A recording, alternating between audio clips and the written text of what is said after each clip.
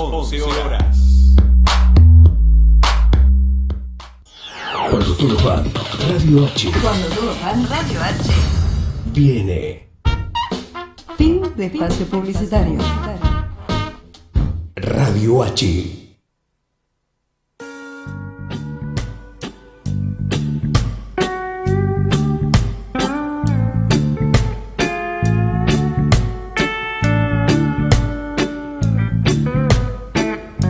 Quiero deciros, ya no aguanto más.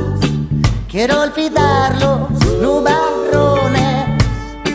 Quiero tocar el mar y revolcarme entre tus flores. Que ya estudié y ya trabajé y el invierno acabó. Ya que en Garate no para de llover, saca ya la góndola y dime cómo esa nube llegó. Dime cómo nos encontró. Su época pasó, solitos tú y yo, la música y el sol. Y cuando salga el sol, la la la la la la la. Y cuando salga el sol, la la la la la la la.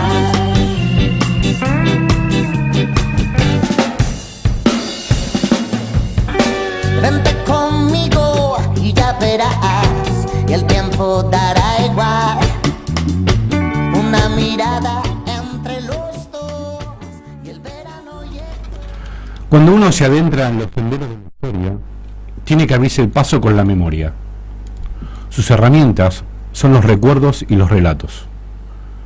Sin memoria que recuerde y sin relato que retransmita, no hay historia. En todo caso, hay una historia de olvido, de los olvidados. Al igual que los mecanismos del odio, los del olvido tienen el miedo como el aceite que permite la marcha de los engranajes. Pero ¿de quién es ese miedo? Es el miedo de la clase, que nos subsume en un sistema de explotación, empobrecimiento y saqueo de nuestros pueblos y países. La historia oficial nunca le hace daño al aparato cultural dominante. Siempre está al servicio del poder concentrado. Con el miedo han puesto en marcha toda la maquinaria cultural que solo admite lo que es funcional el poder económico. Diría un amigo, una cuestión de pesos y centavos. Los mecanismos del olvido actúan siempre contra los que luchan por un país mejor.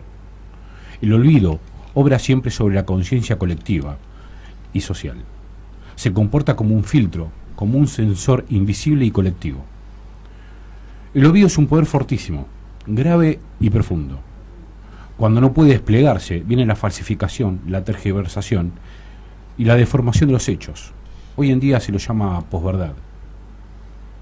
Mientras esa historia del olvido, de los olvidados, se llena de hombres y mujeres simples que forjan caminos con la fe en sus ideas y en sus convicciones, desaparecen por un montón de casos y cosas sin rostros y sin rastros, porque los borra memoria trabajan incansablemente para suprimir sus luchas, sus ejemplos, y cuando esto no ocurre, se los quita de los billetes, se los encarcela sin prueba o se los pinta de colores. En cambio, la historia oficial está llena de héroes inventados, de bon vivant, de bronces ajenos y rostros extraños. Arrancamos la cuarta temporada de Salgan al Sol aquí, en Radio H, en la radio de la Mutual Homero Mansi. Un programa que no olvida.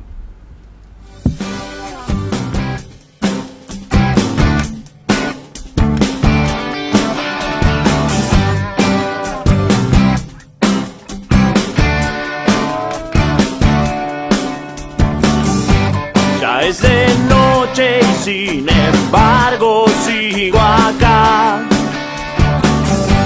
Después de un largo día tengo que parar. Los los ojos bien abiertos tengo que cerrar antes que venga el diablo y me lleve a girar.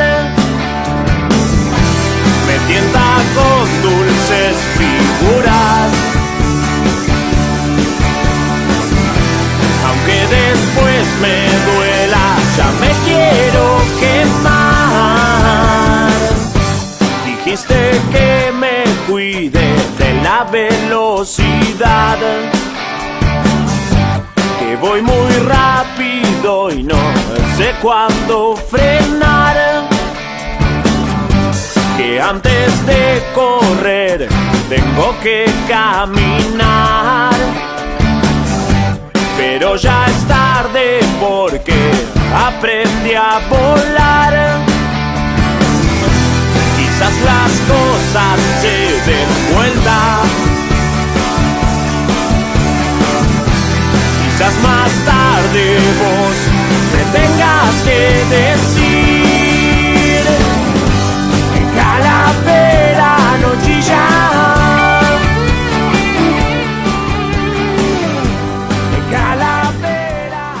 Bueno, arrancamos Salgan al Sol, bienvenidos a esta cuarta temporada 2019 aquí en Radio H, en la radio de Homero Mansi. En los controles técnicos está Kevin, mi amigo Kevin. En imagen está Ángel y Edison Buruano. Ángel Zapata, puede ser pariente mío, todavía no sabemos. Que coordina todo esto, la producción la hace mi amigo Mauro Restelli. A mi derecha está, un placer que me acompañe esta vez. Muchas gracias por este la invitación. Año, Homero Bonafer. Daremos la lucha. Muy bien. Desde este lugar de la amiga combatiente y luchadora y militante Romina Rocha. ¿Cuántos títulos? Muchos títulos. Así que bueno, y a mi derecha la invitada, Inés Narcesian, que es socióloga, doctora en Ciencias Sociales, investigadora del CONICET y presidente de OBLAT. Directora. ¿Directora no, o presidente? Directora. Bueno, en títulos que tenemos los que estamos en estas cosas. Pero bueno, esto, y mi nombre es Gustavo Paura. Hola, Gustavo. Me toca conducir el... ¿Cómo andas? ¿Todo bien? ¿Qué tal auto? el verano? Tranqui. ¿Bien? ¿Descansaste? El verano sí, estuve en Chubut, así que viendo cómo se está fundiendo al hogar. Si me enteré que te fuiste por allá, después tenemos que charlar de ese viaje. Ese viaje fue muy interesante. Pero bueno, llueve en la ciudad de Buenos Aires. Levemente. Está plomizo también, ¿no? Sí.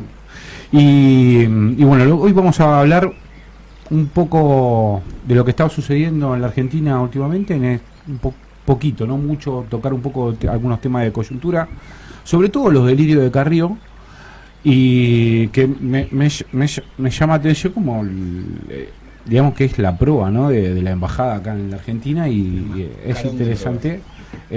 Sí, vamos a hablar un poquito de lo que está pasando, el dólar y todo eso, pero después el tema principal del programa es hablar con Inés de los gabinetes empresariales que nos gobiernan en América Latina. A mí me parece un tema muy interesante, que Inés conoce y mucho, porque está dándole a esto, ¿no, Inés?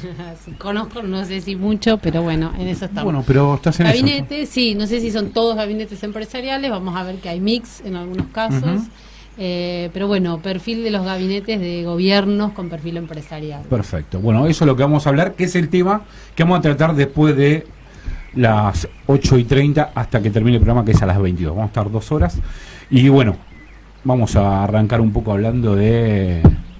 ¿Qué pasa? ¿Se va toda la mierda? ¿Qué onda? Ya se fue toda la mierda en realidad. Lo que pasa es que estamos viviendo así como en el holograma de lo que está quedando o de lo que quieren que pensemos que quedó. Pues en realidad, a ver, no hay nada. Ya no tenemos Estado, ya no tenemos reserva, ya no tenemos plata en ningún lado. No tenemos ni siquiera el oro porque lo tienen allá los ingleses. Yo no estoy de acuerdo. Tenemos deuda, tenemos pobreza, tenemos gente que está muy mal. Bueno, por eso. Depende de dónde lo veas. Cosas. O sea, por favor, optimismo, compañera. Claro, optimismo. hay que ver la parte buena de la vida. Bueno, como la mencionaste a Lilita, y lo único que escuché... Quiero la foto con Lila. Lo único que escuché de Lilita estos días fue, creo que ayer o antes de ayer, algo que me pareció así como sublime dentro de lo que es la posverdad, porque ya ni siquiera estamos hablando de posverdad, sí, ya es como un estadio superior, y agarró y dijo, finalizando una entrevista que le estaba haciendo Majul, además. Apareció Majul, ¿viste? Apareció, sí, Va apareció Canino con cuando todo. vuelve periodismo de verdad, por favor, de pie cuando Por el compañero. supuesto, por supuesto. El señor Majul, que, bueno, ella se quería ir a la casa, estaba como cansada, estaba apurada, y dice algo de, bueno, pero estaba preguntando cómo está la situación, vos crees que la gente está decepcionada, vos crees que esto está mal, cómo percibe la gente esto, la gente está decepcionada, y Lilita, aludiendo a sus conocimientos religiosos Esotéricos, supremos, sí. esotéricos y místicos, dice, lo que pasa es que los argentinos no estamos acostumbrados a los actos heroicos, y empieza a delirar, ¿no? Que no es ningún delirio, pero empieza como a filosofar sobre esto, y dice, lo que pasa es que los judíos se bancaron 40 años en el desierto, y nosotros, que venimos de hace 80 años de no tener nada, teniendo un montón de cosas más que los judíos en un desierto, y yo creo que tenemos que aprender de los actos heroicos, y empezó a delirar sobre esto. Brillante, brillante, porque es esta capacidad de nos reinventamos, porque aunque nos saquen todo, seguimos teniendo fe. Sí, igual vendió el auto, ¿no? Porque no puede pagar las cuentas. A mí me parece que igualmente la metáfora de 40 años en el desierto es media tirada de los pelos, porque 40 años lo recorro, ¿cuántas veces el desierto?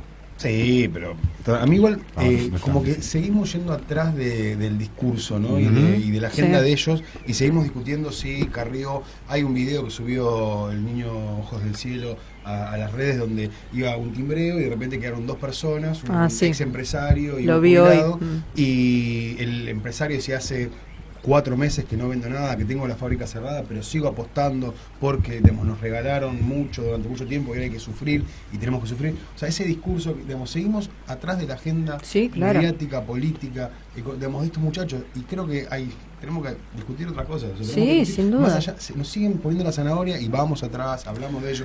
Sí, porque hay un error que me parece a mí que estamos cometiendo, es que creer que solamente sacando a Macri se soluciona todo. No, Pero de ¿qué ninguna pasa? Hay un manera. montón de Macris. Estos tipos, los del video, son los hijos de Macri. Sí, claro. y colonizados, ¿no? Sí, Culturalmente. sí, sí. Tu tipo que te dice, hace 4 años que no vendo nada, 4 meses que no vendo nada, tengo la fábrica cerrada, todo, y el tipo dice, lo voy a votar igual. Es de una autoflagelación que no lo entendés, tenés que ir a época medieval Sí, sí, para entender al tipo. Sí, ¿entendés? claro. Y el jubilado peor todavía. Que puede estar guionado, pero sacando esta cuestión guionada para el video, hay un montón de gente que está y que piensa lo mismo, que te lo defiende. No Sí. es un montón, digamos, está un montón. Bueno, pero es son relativo. pero es un núcleo muy duro. Es un grupo ahí que tenés un 20% de la autoridad que, digamos, y el problema está en que de este lado, o de los que sentimos que estamos de este lado, ¿qué estamos haciendo para recuperar? O sea, Para volver a hablar con ellos. Claro, bueno. Sí. Inés, ¿vos cómo lo ves? Sí, yo soy una militante y para un militante la convicción por un lado y sobre todo el poder de persuasión es la clave, ¿no? Entonces, en esto que decíamos de no entendemos, no los sectores más acomodados, porque uno entiende por qué votan a Macri los sectores más acomodados, ¿no? Favorecen sus intereses, pero digo, sectores populares o sectores medios bajos como uno, ¿por qué también brindan el apoyo a Macri o estas teorías o este nuevo discurso?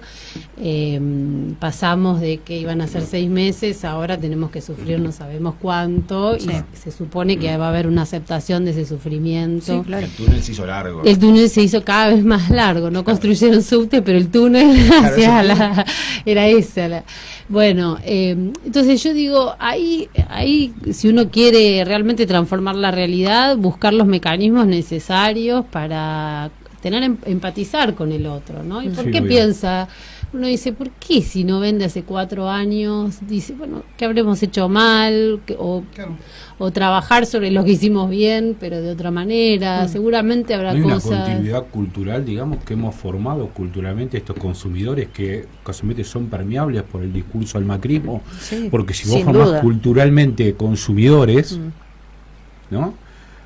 El macrismo es ideal, o sea, es el Totalmente. caldo de cultivo de un régimen o de un modelo que le habla a consumidores, porque Macri te ofrece Miami. Sí, claro. Y la yegua te hizo creer a vos que poniéndote un montón de plata, Miami podía llegar, pero después te decía, pará, ¿Entendés? Porque y ahí hay un freno. A mí me parece que hay una continuidad cultural, si se quiere, del capitalismo.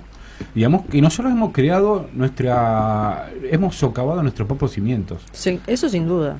Para mí hay un error, o yo lo estoy viendo de esta manera, de que no es que Macri le hablaba a los sectores altos, a los sectores acomodados, le hablaba a 10 amigos. O sea, y es para eso, o sea, no es que para todos los sectores acomodados el modelo que presenta Mauricio es efectivo. O sea, vos tenés empresarios que estaban muy bien y están fundidos, están hechos mierda. Sí. Entonces, le habla a 10 amigos, el resto somos todos iguales. El que tiene 3 empresas, el que debe el alquiler, es todo lo mismo. Sí. O sea, no es que nos vendía Miami, lo que vendía era llenarte de plata a vos que tenés un montón de plata. O sea, y se quedó ahí ese tema. Sí, yo creo que ni siquiera, ¿no? Porque las grandes empresas también tienen problemas. Y esto es llamativo, digamos, a diferencia del modelo del 90, ¿no? Que está fundiendo, digamos, las grandes empresas también. Sí. O sea, al menos por ahí no la fundes, pero la deja al borde de tener que dudar, porque realmente yo creo que a los grandes empresarios y a la clase, digamos, a Coca-Cola que apoyan, está con problemas. Sí, más allá de lo que digo, lo que digo es ¿qué es lo que une a un empresario, digamos, al macrismo? Nada. El antisindicalismo. Sí.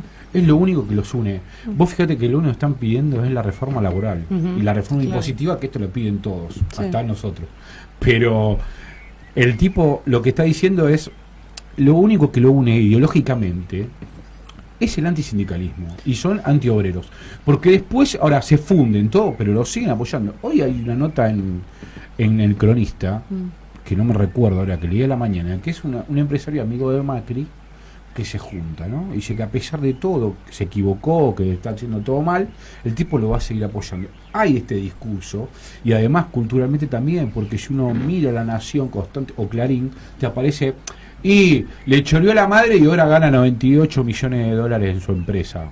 O gracias a este error, siempre es un marginal que termina facturando fortuna, ¿no? Y te empieza a trabajar el tema del emprendedurismo, digamos, como si fuera como un mantra, con noticias que hay que comprobarlas.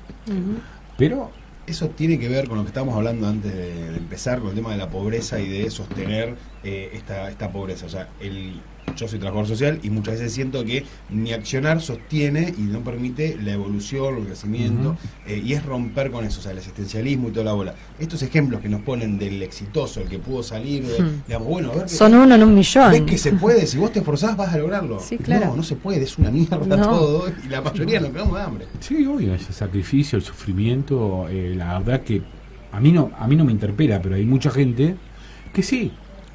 Hoy lo escuchaba a mi viejo y le decía, mi señora trabaja en OSDE, por ejemplo, y se habían dado de baja en OSDE 3.000 personas de la obra social, 87.000 en Metrogas. Entonces, y en Metrogas salen de la red de gas, ¿no? O sea, y después se cuelgan o resuelven de otra manera. Mi viejo en la mesa, y me dice, bueno, si no lo puede pagar, si no quiere endeudarse, pero... Y realmente dije, vos me estás hablando en serio porque no lo puedes entender. Y él tiene una justificación para eso. Dice, no me quiero endeudar y prefiero perder calidad de vida porque es esto lo que hay detrás. No es solamente el tipo que se desconecta a la red de gas porque no lo puede pagar, sino que no es solamente el endeudamiento, sino que vos perdés calidad de vida. ¿Me entendés? Imagínate el tipo que tiene que conseguir una garrafa, que tiene, o sea, que además sale más caro. Y hablar, pero es inhumano. Es un régimen deshumanizante. Es que la cosa es justamente convertirnos en sujetos pura y exclusivamente materialistas, o sea que lo único que tengamos es aquello que podemos sentir, percibir, de agarrar y tocar y poseer, y sacarnos la dimensión espiritual, pero esto es a nivel mundial, o sea, nos quieren deshumanizar a nivel mundial y esto está pasando acá de esta manera.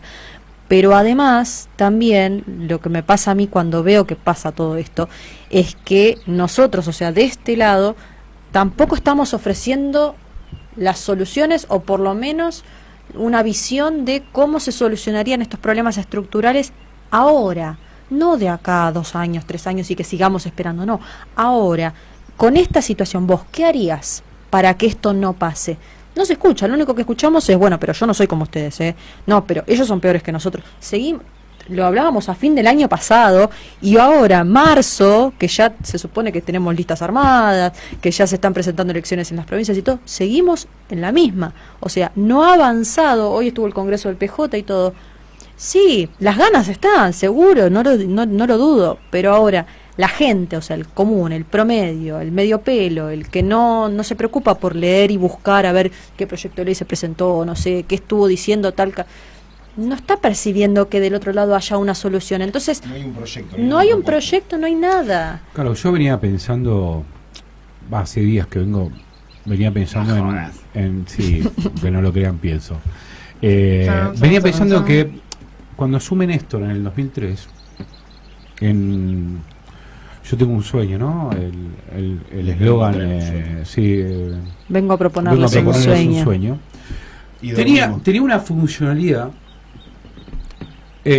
práctica. ¿Y en qué sentido? En que no tenías nada, ¿no? Y te habían quitado hasta la forma de dormir, digamos, porque la intranquilidad. Entonces, soñar con un país que vos tuviste 15, casi 12 años de neoliberalismo, pero de lo peor, sacado. ¿no? Es esto peor Sí. También. Entonces tener un sueño, en ese momento estaba bueno porque soñabas con mejorar esa situación y toda la historia. Ahora, yo creo que hoy no alcanza el sueño, No. y el eslogan debería decir: vengo a proponerles un país. Y sí. Porque yo creo que ya sabemos que soñamos y podemos llegar a modificar todo esto que está pasando ahora. Podría ser de otra darse manera. vuelta. Exactamente. Sí. Ya tenés otro modelo de país, porque antes no tenías ningún camino, era eso o una variante, claro. No teníamos de lo mismo, digamos, que la de la Rúa, claro. pero seguía siendo no teníamos una medida. Pero hoy tenés los dos modelos de nuevo, que esto es previo a la dictadura del 76, ¿no? Sí, lógico. Los dos modelos estaban clarísimos siempre. Sí. Después, durante 40 años prácticamente, nos ocultaron esos dos modelos, que era casualmente lo del olvido. De ahí viene la editorial de hoy, ¿no? Y hoy podés pensar, entonces vos hoy podés construir un país, y yo creo que lo que hay que proponer es un país. Sí. Si vos tenés el 60% del territorio argentino que es mar, ¿cómo puede ser que no podamos tener una política pública ictícola y podamos tratar de cambiar la alimentación del argentino, que dejemos la soja, digamos, ¿no? Como modelo productivo, que no sea solamente el monocultivo ni nada, sino que dar otra historia? ¿Cómo puede ser que nosotros hemos perdido toda la flota naval, mercante, ¿entendés? ¿Cómo puede ser que tengamos dolarizados los alimentos, tengamos dolarizados las tarifas? ¿Por qué mierda no nacionalizamos YPF al 100% y no solamente el 51%? Porque eso es lo que te da bronca, es que quedamos a mitad de camino con lo anterior. Todo. Quizás con el tiempo, con 10 años más de una política de un gobierno nacional y popular, hubieras podido nacionalizar el 100%, porque las exigencias del país te van llevando, digamos, que vos tengas que avanzar pero nosotros tenemos energía. ¿Cómo puede ser que tengamos que pagar en dólares lo que nosotros producimos? Esto es lo que a mí me llama la atención. Y cortar con el mito de que somos un país rico. Eso también hay que cortarlo de cuajo. Tenemos riquezas, Nosotros pero ricos no tenemos somos. riquezas. Claro. Bueno, el otro día voy a escuchar con recursos más que no sé si riqueza. El otro día voy a Sí. escuchar a un candidato a presidente de nuestro espacio, y decía: bueno, muchachos, la reforma constitucional no va. Y yo no me quedé mirándolo, porque tenemos que reformar la Constitución casualmente para sacar las riquezas. Porque si nosotros con la Constitución de hoy, que las riquezas están en las provincias, y vienen las multinacionales y transan con la provincia, no transan con la nación, transan con las provincias, entonces tenés el modelo de saqueo que tenés hoy. Entonces, bueno, obviamente, sí, ni relación de fuerza, sino que eso no es peronismo, la relación de fuerza, olvídate, estamos hablando de algo mucho más profundo, que es realmente agarrar el país. Y esto Perón lo grafica con una manguera, ¿no? O la manguera la sacás afuera del país, o la metes adentro del país. Esto es clarísimo. Sí. No hay que pensar mucho, pero bueno, esto es lo que más o menos podíamos hablar hoy de coyunturalmente, que ni siquiera tiene que ver con la coyuntura en sí. Lo que pasa es un asco, Básicamente. Son muy duros es ustedes con porno, Mauri. es una pornografía constante lo que pasa en la política argentina. La verdad que a mí me causa mucho asco y bueno, por eso la trajimos Inés, para tratar de entender hacia dónde vamos y mirar también que nosotros estamos en un contexto, estamos en una región a la cual nosotros tenemos que mirar, porque el país se construye desde la región. Sí, claro. Un país no se construye solamente desde el país mismo, sino que tiene que ver cuáles son los contextos, qué está pasando en el mundo. No, pero él lo decía, la verdadera política es la política internacional, no estamos aislados del mundo. Vos te insertás en el mundo, pero pensándote cómo es tu mejor inserción, claro. con quién tenés que hacer alianza. Acá no se trata de ir al imperialismo yanqui o chino o ruso, se trata de ver cuáles son los que nos convienen a nosotros, claro, como modelo de país y como para poder realmente tener un desarrollo. No que les podemos dar a los demás. Exacto, no la teoría de desarrollismo, sí. A mí esa no me interesa. Me interesa un país desarrollado, digamos, con una teoría, con una imaginación, con ideas nuestras. Nosotros tenemos que pensar en argentino. Exactamente, dejar de joder con estas ideas foráneas de decirnos a nosotros cómo tenemos que invertir la guita de ellos o algo, ¿no? Pero bueno, 20 y 29, vamos a un pequeño corte, 2 minutitos con algún tema y volvemos y ya vamos a entrar al tema con Inés, que me parece muy interesante. Vamos.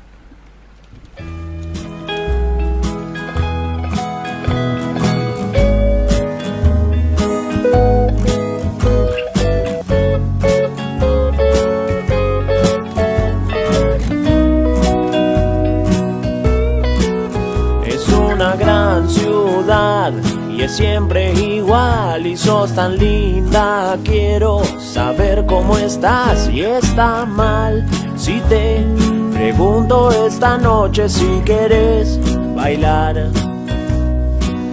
Quizás no sea todo lo que vos querés y estás acostumbrada a otros, tal vez son las 3, ya ves. Ya quiero encontrarte y volverte a ver. Y si estás sola, ¿por qué no me das ni la hora? Mi corazón se fue, no quiere verte más en este lugar.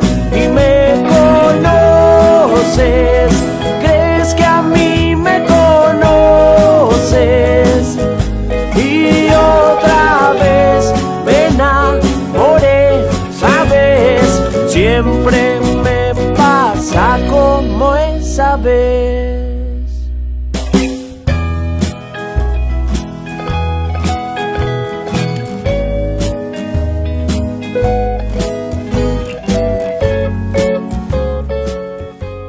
Bueno, volvimos aquí 20 y 28 y bueno, Inés, ¿qué querés que te diga? Vamos a contarme a ver cómo están formados los gabinetes en América Latina y lo que más me interesa saber es cuál es tu hipótesis de por qué estos tipos empiezan a llegar a los gabinetes.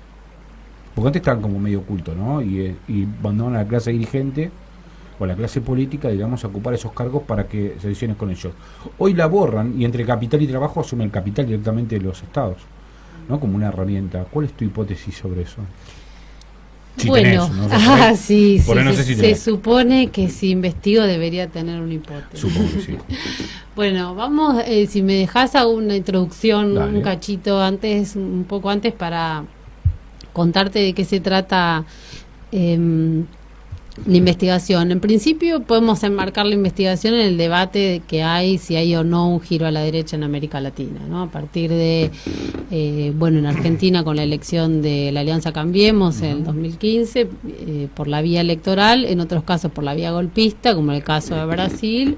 Bueno, hay opiniones encontradas en el campo de las ciencias sociales si hay o no un giro a la derecha, sobre todo después de la victoria de Andrés Manuel López Obrador en México, que volvió a inclinar la balanza para el lado de la izquierda, con lo cual el debate está ahí, está ahí, ¿no? Porque tenemos la elección este año en Argentina que de alguna manera también es un país que marca México, Brasil, Argentina, suelen ser como de alguna manera marcar el amperímetro en la región. Entonces, a partir de ahí, la pregunta de cuáles son las características que tienen estas derechas, y se puede hablar de nuevas o viejas derechas, y lo primero que uno identifica es que efectivamente hay una serie de gobiernos cuyos presidentes tienen o son empresarios o tienen un perfil empresarial. Sí. Entonces, a partir de ahí, bueno, para el caso argentino, Mauricio Macri, que es, bueno, el caso que todos conocemos. A partir de ahí, nosotros empezamos a tirar del hilo y encontramos que uno de los primeros casos donde encontramos un presidente con perfil con empresario en este siglo XXI es el de Fox en México en el año 2000. Y de ahí empezamos a hacer las cuentas y vemos que alrededor de 8 países están gobernados por presidentes empresarios. Y tenemos el caso de Fox en México, Elías Antonio Saca en El Salvador. En realidad El Salvador es de antes, los gobiernos de la alianza derechista Arena suelen tener, después si querés hablamos del Salvador, de la última elección, pero han sido presidentes empresariales. Sin embargo, Tony Saca, como le dicen, tuvo un perfil singular. Bueno, Horacio Cartes en Paraguay, Pedro Pablo Kuczynski en Perú, Álvaro Uribe Vélez en Colombia, Sebastián Piñera en Chile, Mauricio Macri en Argentina. Y el caso de Michel Temer, no es un empresario, sin embargo, asumió cierto perfil empresarial, lo tenemos ahí ahí como un caso medio híbrido. Y tenemos los casos de Panamá, que no los trabajamos nosotros en el equipo porque ya esto es descomunal, pero bueno, Martinelli también empresario. Con lo cual, si haces los números, tenés 8 o 9 presidentes empresarios, lo cual, si miramos la larguísima historia de América Latina, es la primera vez que sucede. Y todos juntos. Y todos juntos. Desde el 2000 para acá, siglo XXI, una cantidad importante de presidentes empresarios. Ahora bien, un poco como decías vos antes, los empresarios nunca hicieron política. ¿Es la primera vez en la historia de América Latina que los empresarios juegan en la política? No, evidentemente no. De hecho, desde los 90 suele ser un punto de inflexión para muchos autores.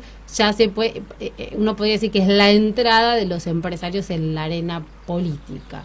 Ahora, en ningún caso, incluso en los 90, encontramos tanta cantidad de presidentes empresarios y gabinetes conformados en tanta cantidad. De hecho, en los 90 tenemos pocos casos. Collor de Mello en Brasil, que estuvo poquito tiempo, empresario de medios de comunicación, Sánchez de Lozada en Bolivia, Ivo Asmossi en Paraguay. Son 3 casos nomás de presidentes empresarios y con poco éxito también. Con lo cual, hay una novedad que creemos que merece ser estudiada. ¿Por qué los empresarios ocupan el poder del Estado, como decías vos, o los empresarios, o la burguesía, que es otra categoría que muchos por que está pasado de moda, porque suena demasiado marxista, por el motivo que sea, se desechan las categorías que nos invitan a pensar verdaderamente quién maneja el poder económico, con lo cual no tengo ningún problema de que hablemos de burguesía, de fracciones de la burguesía, quizás a veces es más preciso porque la burguesía no es homogénea. Entonces digo, la pregunta, ¿por qué la burguesía o de los sectores o las fracciones de la burguesía ocupan el poder del Estado sin mediación de la histórica clase política? ¿Por qué? No sé. Bueno, porque yo venía mirando el recorrido que hacen a partir del 70, el sector empresarial, digamos, siempre usó, digamos, esta burguesía o esta fracción, esta burguesía auxiliar, que es la que tenemos ahora implantada por el imperialismo, digamos acá, que si bien hay, pero me parece que el sector PYME, digamos, todo eso no se permite desarrollar en Brasil, con Odebrecht, por ejemplo, que el Estado financia, digamos, la hace generar estas transnacionales y después se te vuelven en contra. También, ¿no? Porque esto también ha ocurrido. Pero si vos te mirás, por ejemplo, en el caso de la historia argentina, primero, en el 76 usan a los militares para realmente implantar el neoliberalismo en la Argentina. Falla, termina una guerra. ¿Por qué? Porque en algún momento los tipos toman su vuelo propio. Yo no sé si falla, la palabra. Está bien, pero lo que describámoslo así, después entraremos en otros debates, pero lo que quiero mostrar es lo siguiente, que el empresariado usó a los milicos y bueno, terminan esto. O sea, la guita se la llevaron. Sí, sí. Porque el empresario no quiere hacer una guerra, quiere llevarse la plata lo más que pueda y pagar menos impuestos y toda la historia. Bueno, en los 90 rompe el sistema de partido de la Argentina, porque usa los dos grandes partidos, primero el peronismo con Menem y después termina rompiendo el radicalismo con De la Rúa, que le dura nada. Entonces, al no tener ya nada, porque no Bregman no creo que agarre ni el caño, no sabrían a él qué sería hacer. una vertiente interesante, digamos. Sí. Pero los tipos, al no quedarse ya con ninguna intermediación, tienen que asumir el poder. Para mí, esto es un aliciente de que el neoliberalismo está agotado. Y yo creo que después de esta vez, no creo que vuelva a suceder. Al menos en América Latina. Lo que pasa es que, por lo menos para mí, pasan dos cosas en simultáneo en esto que decís. Primero, que esto ya ni siquiera es neoliberalismo. Bueno, sí, obvio. Porque el neoliberalismo, por lo menos, en algún lugar genera la riqueza que después se lleva. Ahora ni siquiera están generando riqueza, lo único que hacen es destruir lo poco que se genera y alimentar a las multinacionales hasta ahí, pero básicamente es el capital financiero el que se está beneficiando de todo este modelo. Entonces, bueno, Macri es un representante de eso, ¿no? ¿Vos, Inés? ¿Qué opinión tenés? ¿Cuál es la fracción? No sé, dijiste un montón de cosas, a ver cómo retomar. A ver, es interesante, no creo que, a ver, para dialogar un poco con vos, sí, de tu planteo. No creo que este dato de la burguesía en el Estado exprese el agotamiento del neoliberalismo. Si fuese así, estaría contenta, porque entonces es la última fase, decimos en la última fase, no, ahí dudo. Ahora, volviendo a la pregunta de por qué hay hipótesis, yo decía en chiste no tengo ninguna, bueno, es un poco un chiste, digo, hay hipótesis, hay varias que uno podría trabajar. Una es la política, la que vos decías. Bueno, hay algunos que dicen, bueno, el agotamiento o la crisis de los partidos, entonces entienden que las élites económicas, las burguesías, como lo queramos llamar, entienden que el modo más eficaz es ocupemos nosotros el Estado y ocupémoslo de manera institucionalizada, que significa no solo ponemos un presidente, sino ocupamos institucionalmente las distintas carteras o los resortes del Estado, ¿no? Entonces nos metemos en los distintos gabinetes. Ahora bien, si uno se pone a mirar, por ejemplo, estos casos, uno puede encontrar que los distintos presidentes empresarios encontraron distintos mecanismos de acceso al poder.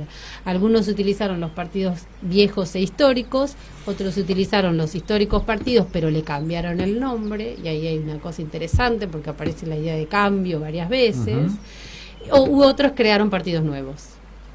No, rápidamente los partidos históricos, los digo rápidamente, el caso, bueno, Temer con el PMDB, Cartes con el histórico Partido Colorado, el caso de El Salvador con Arena.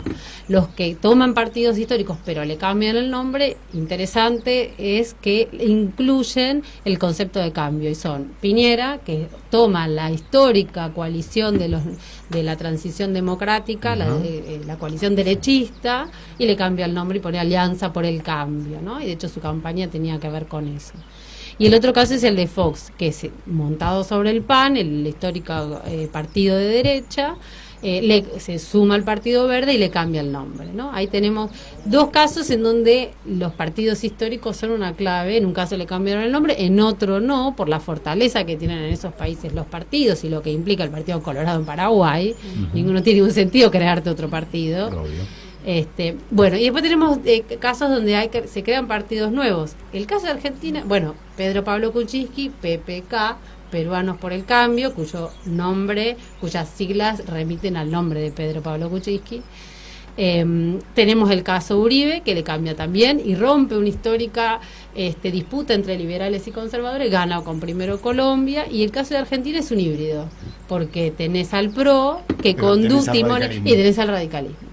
Pero lo ponemos con partido nuevo porque el PRO es el que timonea, digamos, uno podría decir, ha colonizado o tiene la hegemonía política, ¿no? Claro. Para decirlo rápidamente. Entonces ahí hay una cosa interesante entre, después del desastre que dejó el neoliberalismo, donde una cantidad de presidentes saltaron por los aires por denuncias de corrupción, por movilizaciones populares y demás, donde los índices sociales fueron todos tremendos en términos de pobreza, etcétera. toda esa dirigencia de la década de los 90 quedó muy devastada en términos de legitimidad y entonces aparecen nuevas estrategias. Entonces no es que esté en crisis el partido necesariamente, sino más bien la clase política, un poco tomando lo que vos decías. Ahí hay toda una explicación interesante que está relacionada con también un conjunto de trabajos, como en el caso de Argentina, cito el de Bomaro, que es el más conocido sobre Macri, donde, bueno, él, sobre el PRO, donde él investiga y, bueno, y encuentra que hay esta que pone entre comillas meterse en política. ¿Por qué los empresarios empresarios se meten en política? Bueno, esta idea del temor a la venezuelización de Argentina, que Argentina vaya camino a hacer. Bueno, ahí hay toda una explicación del orden de la política y donde también podemos, avísenme si estoy hablando mucho, donde también uno puede incluir explicaciones de título individual, porque cuando yo hice una serie importante de entrevistas, cuando vos vas preguntando te dicen, bueno, no sé, Cartes era un millonario que ya estaba como cansado era tan rico, aburrido, bueno, se metió... Se cansó de pesar los billetes. Claro. Sí, en realidad... A mí me pasa, me echan los huevos. Se cansó de que la DEA lo esté buscando y yo presidente y lo legitimaron, ¿o no? Claro, sí. Bueno, dale. Bueno, explicaciones individuales de ese tipo, bueno, ya estaba grande y era el momento político, ¿no? Como de esas hay un montón. Quiero probar algo nuevo. Quiero probar, o bueno. Pero es la suma de individualidades, de las elecciones individuales de estos empresarios, o es un plan más sistemático, yo siento como un cambio de perfil de empleado. Antes utilizaban empleados políticos y ahora utilizan empleados empresarios, que en parte son segundas líneas, ni siquiera que... no está los Rothschild, digamos, como ministro. Uh-huh. Sí, yo no sé si empleados, a ver, yo estoy de acuerdo con vos con que la suma de las explicaciones individuales no alcanza para explicar un fenómeno que pareciera ser una tendencia, al menos en este tramo del siglo XXI. Sí. Por ahí en 10 años más decimos, no sé, vino y se fue. Volvieron, como nos ha pasado, pero efectivamente hay un fenómeno. Yo creo que también, que se puede explicar, por un lado, por toda la explicación de la crisis de las élites políticas, uh-huh, ¿no? Que no quieren agarrar o que están desprestigiadas la histórica élite política, vuelvo a decir, no los partidos. Después podemos encontrar explicaciones de orden que tiene que ver, que esto es una hipótesis que es como más exploratoria todavía, que tiene que ver con las transformaciones que se producen en el capitalismo en la década de los 90. Y que en la década de 90 hubo un proceso de diversificación productiva por causa de las privatizaciones, por causa de la extranjerización y demás, en donde aparecen distintos grupos emergentes o no y que entran en disputa, y que una forma de garantizar la rentabilidad de los intereses de esa fracción de clases ocupando el Estado. Ahora, esa hipótesis también tiene, yo sigo tirando preguntas porque esta es una investigación en curso, así que no voy a traer una respuesta. Un comentario que me hizo hace poco un investigador de FUSTE, economista, me decía, bueno, está bien, pero la disputa entre fracciones de clase no es nueva, no es que eso, toda la vida hubo. Bueno, efectivamente, entonces hay que pensar también las transformaciones del capitalismo global, ¿no? Sí, ven lo que me... Pensando, ¿no?, un poco en esta lucha de fracciones, digamos, yo creo que en realidad están haciendo lo que hizo siempre, ¿no? O sea, lo que tenés más desarrollado, me parece a mí, y es lo que empiezo a mirar yo, es que es la fracción del capitalismo financiero lo que está rompiendo todo, porque lo demás son extractivistas. Esto es siglo XVI, qué sé yo. O sea, van a un territorio, extraen los recursos, los llevan a otro lado. Sí. Esto es lo que han hecho siempre. Ahora, a mí lo que me parece a mí que Mauricio Macri o ciertas fracciones del capitalismo, sobre todo financiero, pues yo creo que Mauricio Macri es un representante del capitalismo financiero. Esa es la clave. Y todo esto es un gran negocio porque el tipo no necesita laburar más. Primero, no tiene la guita acá, tiene la guita en dólares.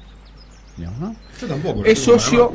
Bueno, cuando va a la visita a Estados Unidos, Mauricio Macri se reúne, hace sus reuniones en la oficina de BlackRock, el Fondo Común de Inversión, el Fondo Buitre. Sí, claro. Y desde ahí, ¿qué fue a hacer ahí?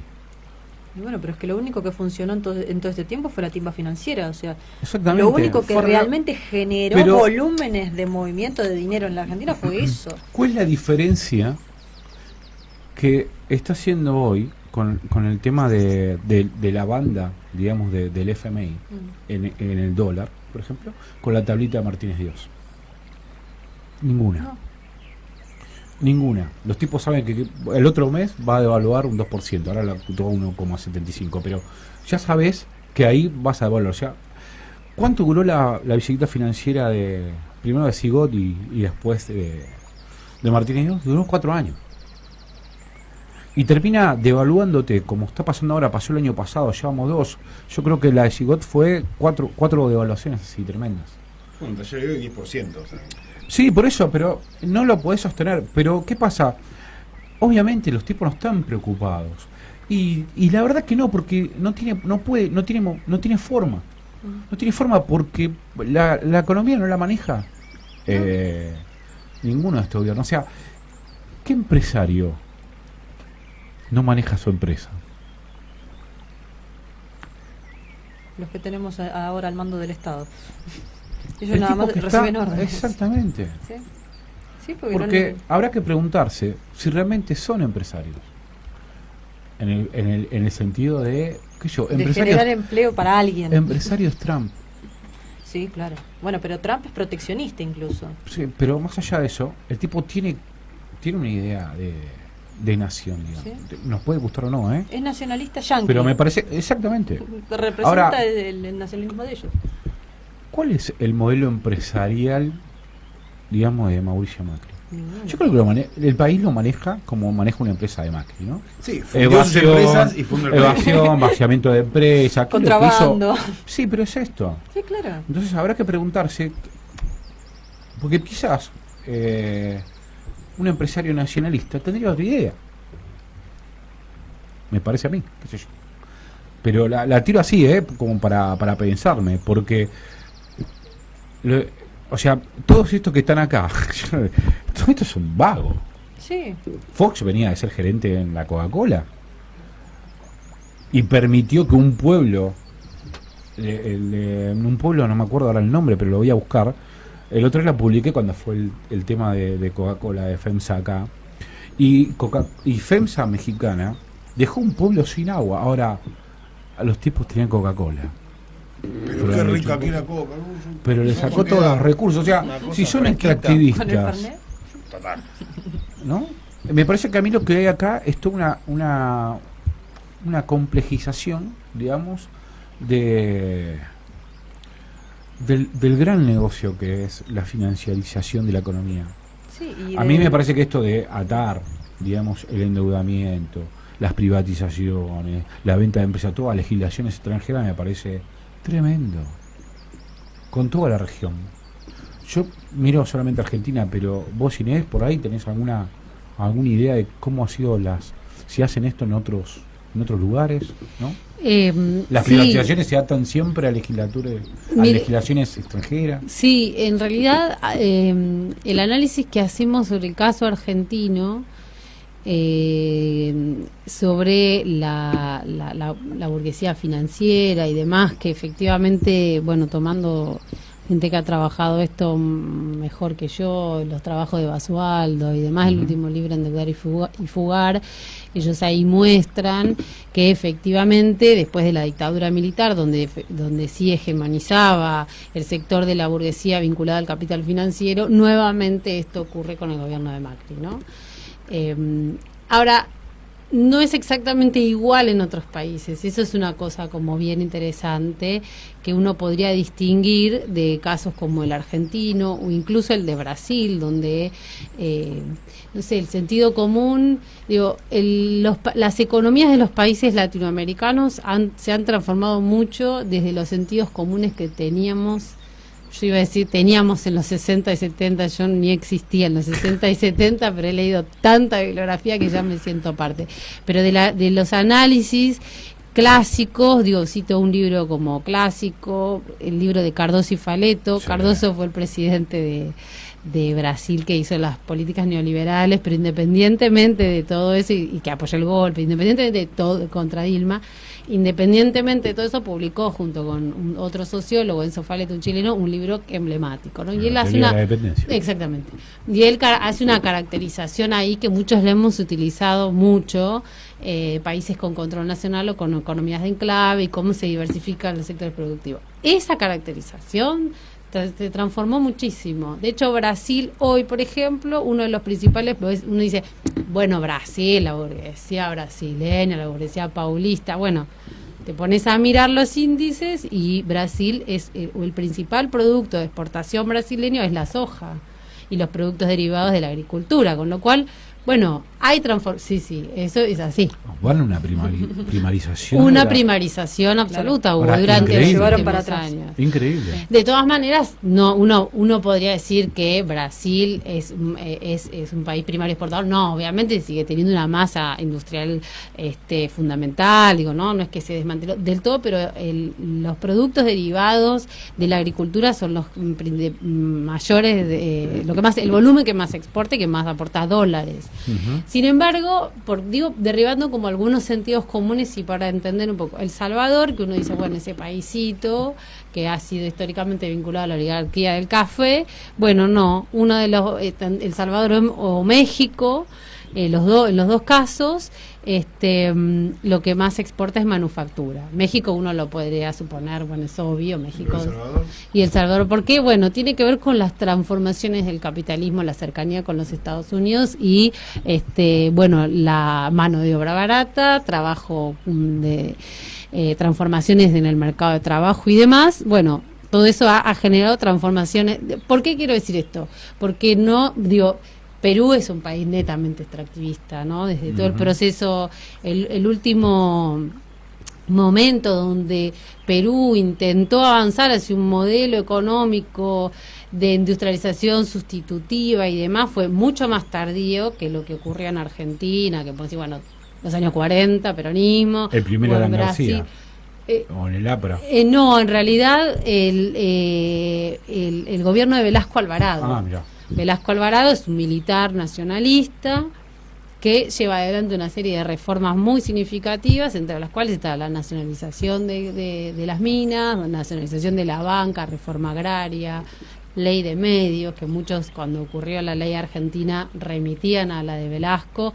Bueno, ese proceso transformador, muy criticado, porque bueno, siempre los militares han sido criticados por izquierda y por derecha, incluso los nacionalistas, ¿no? Que tenían, interrumpido por un golpe, Velasco Alvarado desde el 68, interrumpido por un golpe de Estado en el 75, ¿no? Ese fue como un momento donde se intenta, después de ahí hay un proceso de regresión de esas políticas que se consolida y se profundiza, obviamente, con los 10 años de el gobierno dictadura de Fujimori, ¿no? Ahí es cuando, si mirá, no tengo los números acá, pero se vende todo, o sea, todo, se desnacionaliza todo.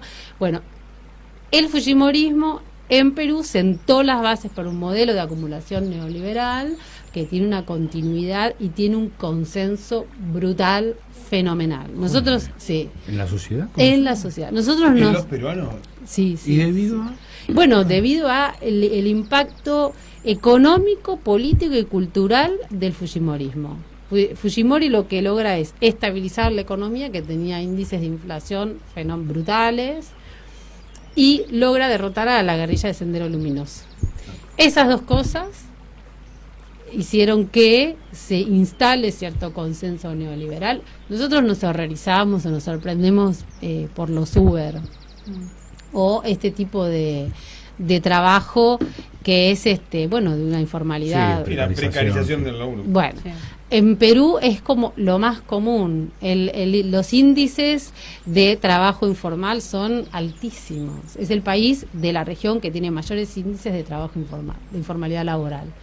Pero claro, los datos macroeconómicos dan bien. De hecho, si uno habla, el modelo peruano, porque en general como dan bien los números. Claro, y claro, en la balanza les queda bien el número. queda bien y no tiene índices de desocupación. A mí me dijeron gente de la élite peruana, bueno, acá, bueno, está bien, capaz no tenés todos los derechos como te gustaría, pero acá hay empleo para todos y todas. En los campos de algodón están todos con trabajo, clavos, pero era el trabajo. No, entonces ahí tenés una cosa que antes hablamos de la riqueza, no la riqueza. Bueno, no hay que mirar solo la riqueza o los bienes. Hay que mirar cómo se distribuyen los recursos de un país, ¿no? Porque si yo vuelvo a decir, mira los indicadores, cualquiera agarrás de la CEPAL, y bueno, Perú crece, tiene indicadores más o menos buenos, y perdón, y ahora te dejo, de manera menos bruta, digo, esto de trabajo informal que decía, bueno, otro ejemplo mínimo, los taxis no tienen tarifa, vos no sé si... Lo arreglás con... Ese es un indicador como... Y ahí te dejo. Y otro caso, con menos virulencia, quizá, por usar una palabra, que el Perú es el de Chile. En Chile también, desde la dictadura militar del 73, transicionan los 90, y desde entonces hay un consenso en general neoliberal. No, hoy Gustavo planteaba el tema de la calidad de vida. Digo, ¿no? Los indicadores dan bárbaros, pero la calidad de vida de los peruanos, del pueblo, ¿cómo la perciben y cómo es? ¿Hay algo que podamos decir? Bueno, hay precarización del laburo, pero ¿tiene una buena calidad de vida o es un desastre? Y no digo, en ningún país donde no haya en donde falten derechos laborales se puede hablar de calidad, claro, se puede hablar de calidad de vida. De ninguna manera trabajo precario, el trabajo y los derechos laborales son los pilares. Bueno, claro. Y te digo, y una cosa más. Tres más puedes decir porque estamos contentos. No, pero que quería hablar Gustavo. No, que tiene que ver por cómo, voy a decir la frase sentido común, todo tiene que ver con todo, pero Perú no casualmente es el país que tiene mayor indicador de informalidad laboral, descomposición de lazo social, de organizaciones y tal, y además es el país que tiene mayor volatilidad electoral, fragmentación de partidos políticos, debilidad de los partidos políticos. Viven en inestabilidad. Se acostumbraron a vivir en la incertidumbre, como quieren que nos pase acá. Es eso. No tenés disciplina. En algún punto es eso, porque ¿qué te da el trabajo? Perteneces a un colectivo, perteneces a un sindicato, si te ordenás en el mundo gremial, perteneces y tenés cierta disciplina, cierta disciplina, yo no digo gran disciplina partidaria, pero cierta identidad respecto de un partido.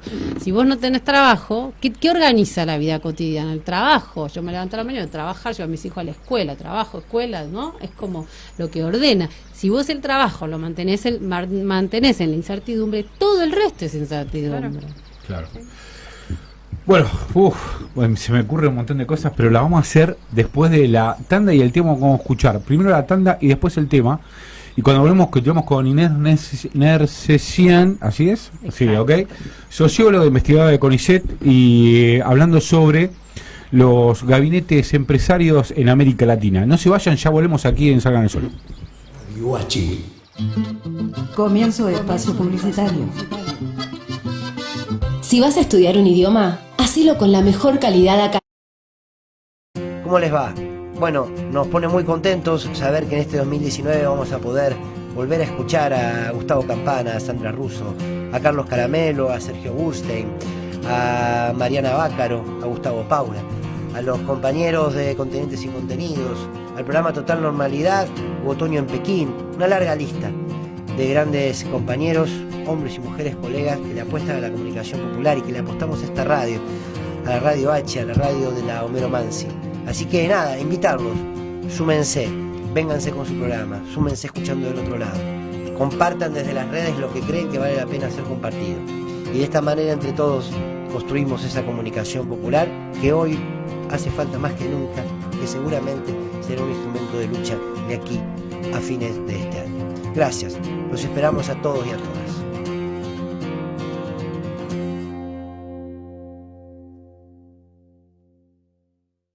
¿Cómo les va? Bueno, nos pone muy contentos saber que en este 2019 vamos a poder volver a escuchar a Gustavo Campana, a Sandra Russo, a Carlos Caramelo, a Sergio Burstein, a Mariana Bácaro, a Gustavo Paula, a los compañeros de Continentes sin Contenidos, al programa Total Normalidad u Otoño en Pekín, una larga lista de grandes compañeros, hombres y mujeres colegas que le apuestan a la comunicación popular y que le apostamos a esta radio, a la Radio H, a la radio de la Homero Mansi. Así que nada, invitarlos, súmense, vénganse con su programa, súmense escuchando del otro lado. Compartan desde las redes lo que creen que vale la pena ser compartido. Y de esta manera entre todos construimos esa comunicación popular que hoy hace falta más que nunca, que seguramente será un instrumento de lucha de aquí a fines de este año. Gracias, los esperamos a todos y a todas.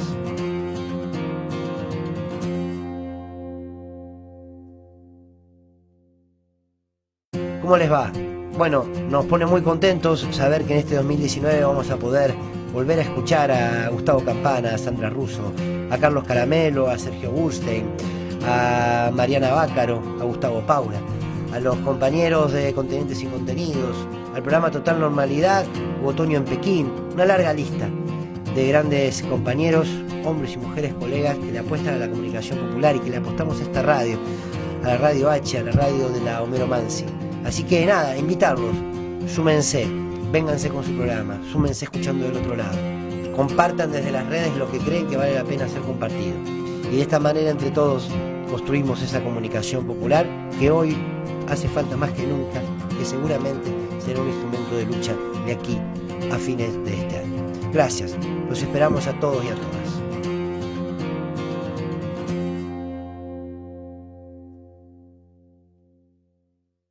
¿Cómo les Publicitario. Radio H.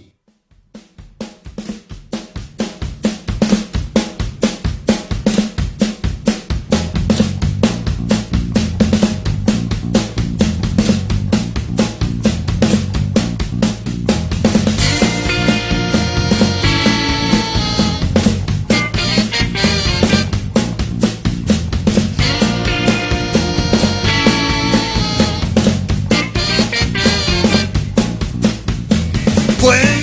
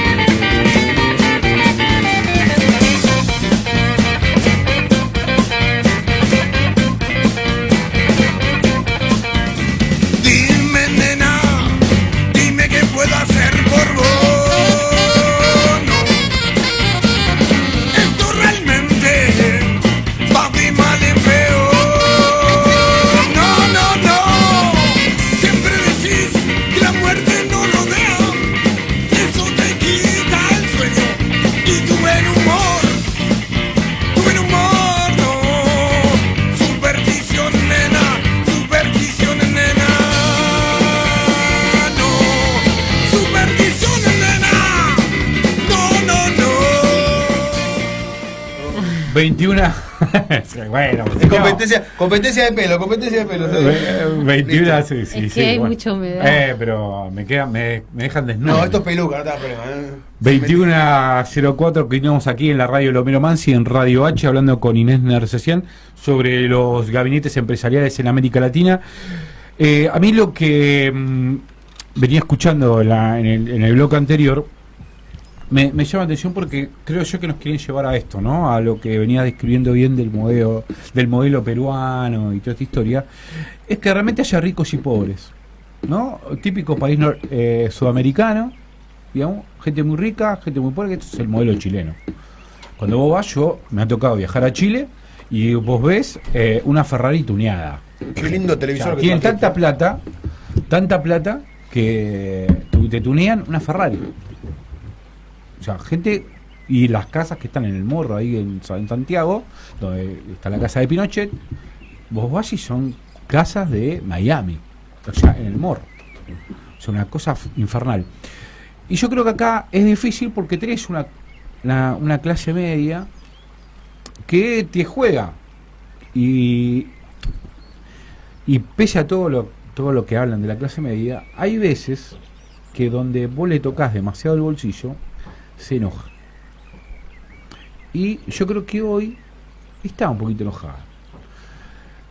Obviamente no me gusta usar mucho clase media porque es un concepto, digamos, impuesto, ¿no? Digamos, yo soy de la idea de que hay dos clases de trabajadores, los que dos clases de personas en el mundo, digamos, los que trabajan y los que no. Los que viven de los que trabajan. Exactamente. Qué lindo. Pero yo creo que eso simplificaría una cosa. Y además yo creo que hay que resignificar la idea del trabajo. Que no es lo mismo tener un empleo que un trabajo. Yo creo que hay que trabajar en esos conceptos, ¿no?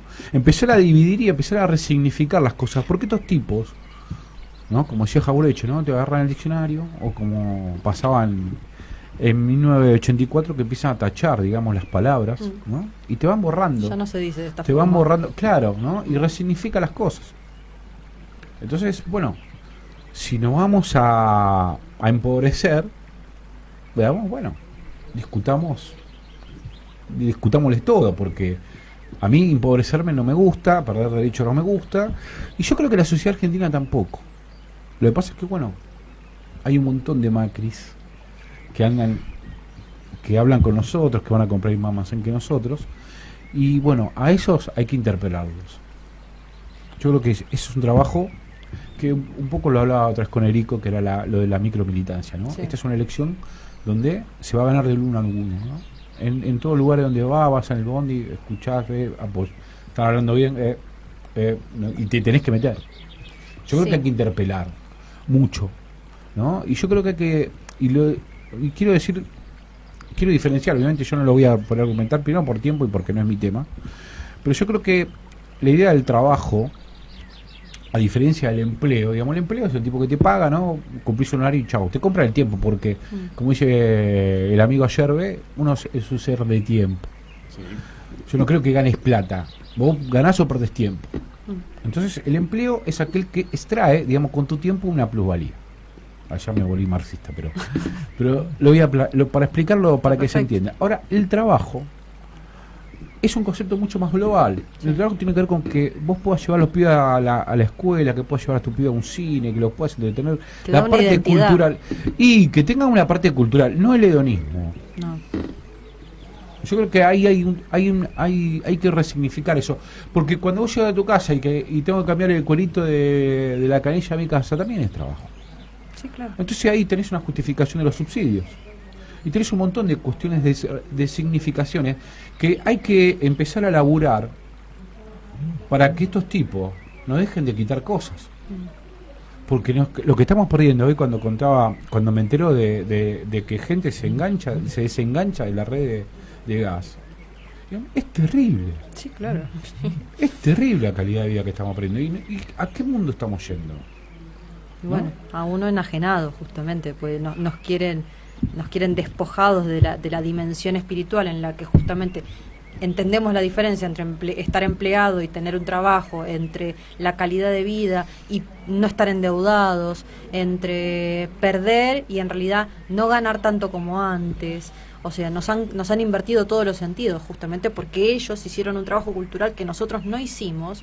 Esto que hablabas antes sobre, sí, hicimos y trabajamos mucho sobre esto, sobre que la calidad de vida tiene que ver con el consumo, sí, obvio, y no con elegir aquello que consumimos para que nuestra calidad de vida sea aquella que nosotros como individuos elegimos para nuestro desarrollo, para el futuro. No lo planteamos de esa manera, planteamos que justamente hubo, y esto le pasó y lo reconoce Correa, por ejemplo, que es uno de los más lúcidos de toda la década, que lúcido para mí es consecuente, es un tipo que es muy autocrítico, sabe que se hicieron un montón de cosas mal, pero además mantiene una línea discursiva que me parece muy interesante, pero que él ve justamente esto, que sí, se creció un montón, pero la gente que pasó de la nada a tener, no entendió el proceso que hubo en el medio, lo único que supo es que de repente podía tener cosas, pero no le adjudicó ningún valor simbólico a esa capacidad de tener cosas, simplemente las tuvo porque, bueno, apareció la oportunidad de tenerlas, y así como le aparece la oportunidad de tenerlas, cuando le desaparece la oportunidad, no entiende el proceso que hay en el medio, no entiende quién es o qué es aquello que lo despoja de esa posibilidad, simplemente se resigna o le adjudica la culpa a un otro que no es él, porque no entiende que hay una cuestión de responsabilidades, de construcción, y todo eso lo dejamos relegado. En 12 años no trabajamos con contundencia culturalmente y simbólicamente como para que estos ahora no vengan y en 3 años destruyan lo poco simbólico que teníamos y lo reemplacen por cosas que son en contra nuestro. Eso que no vimos, que estaba pasando, porque nos quedamos en lo que hablamos un montón de veces, la endogamia, hablar entre nosotros, convencidos, sabiendo que estaba re claro lo que estaba pasando. ¿Cómo no te vas a dar cuenta que procrear y el techo que tenés en tu casa te lo dio Cristina? Y no, y hoy tenés a gente que tiene la casa de procrear, que te vota a Macri y la odia a Cristina, pues no entiende. Sí, obvio. ¿Cuál fue? Sí, y quería, antes que, porque me voy a olvidar después, si no. Quería decir, porque hablaste de Sánchez de Lozada en Bolivia, como un gobierno empresarial, se podía decir. ¿Cómo llega Evo a eso después de ese proceso? Porque ahí debe haber una clave. ¿Vos? No, yo tenía como esta pregunta de estos gabinetes empresariales, ¿no? ¿Qué nivel de efectividad han tenido? Digamos, ¿han sido como reconocidos, por lo menos por sus pares, como que hicieron las cosas bien, la tarea bien, o en todos lados fue un fracaso rotundo? Digamos, ¿hay como algún análisis de eso, algún dato? Digamos, yo veo que estos gabinetes de la Argentina son un desastre, pero es mi percepción de hombre de a pie. Pero...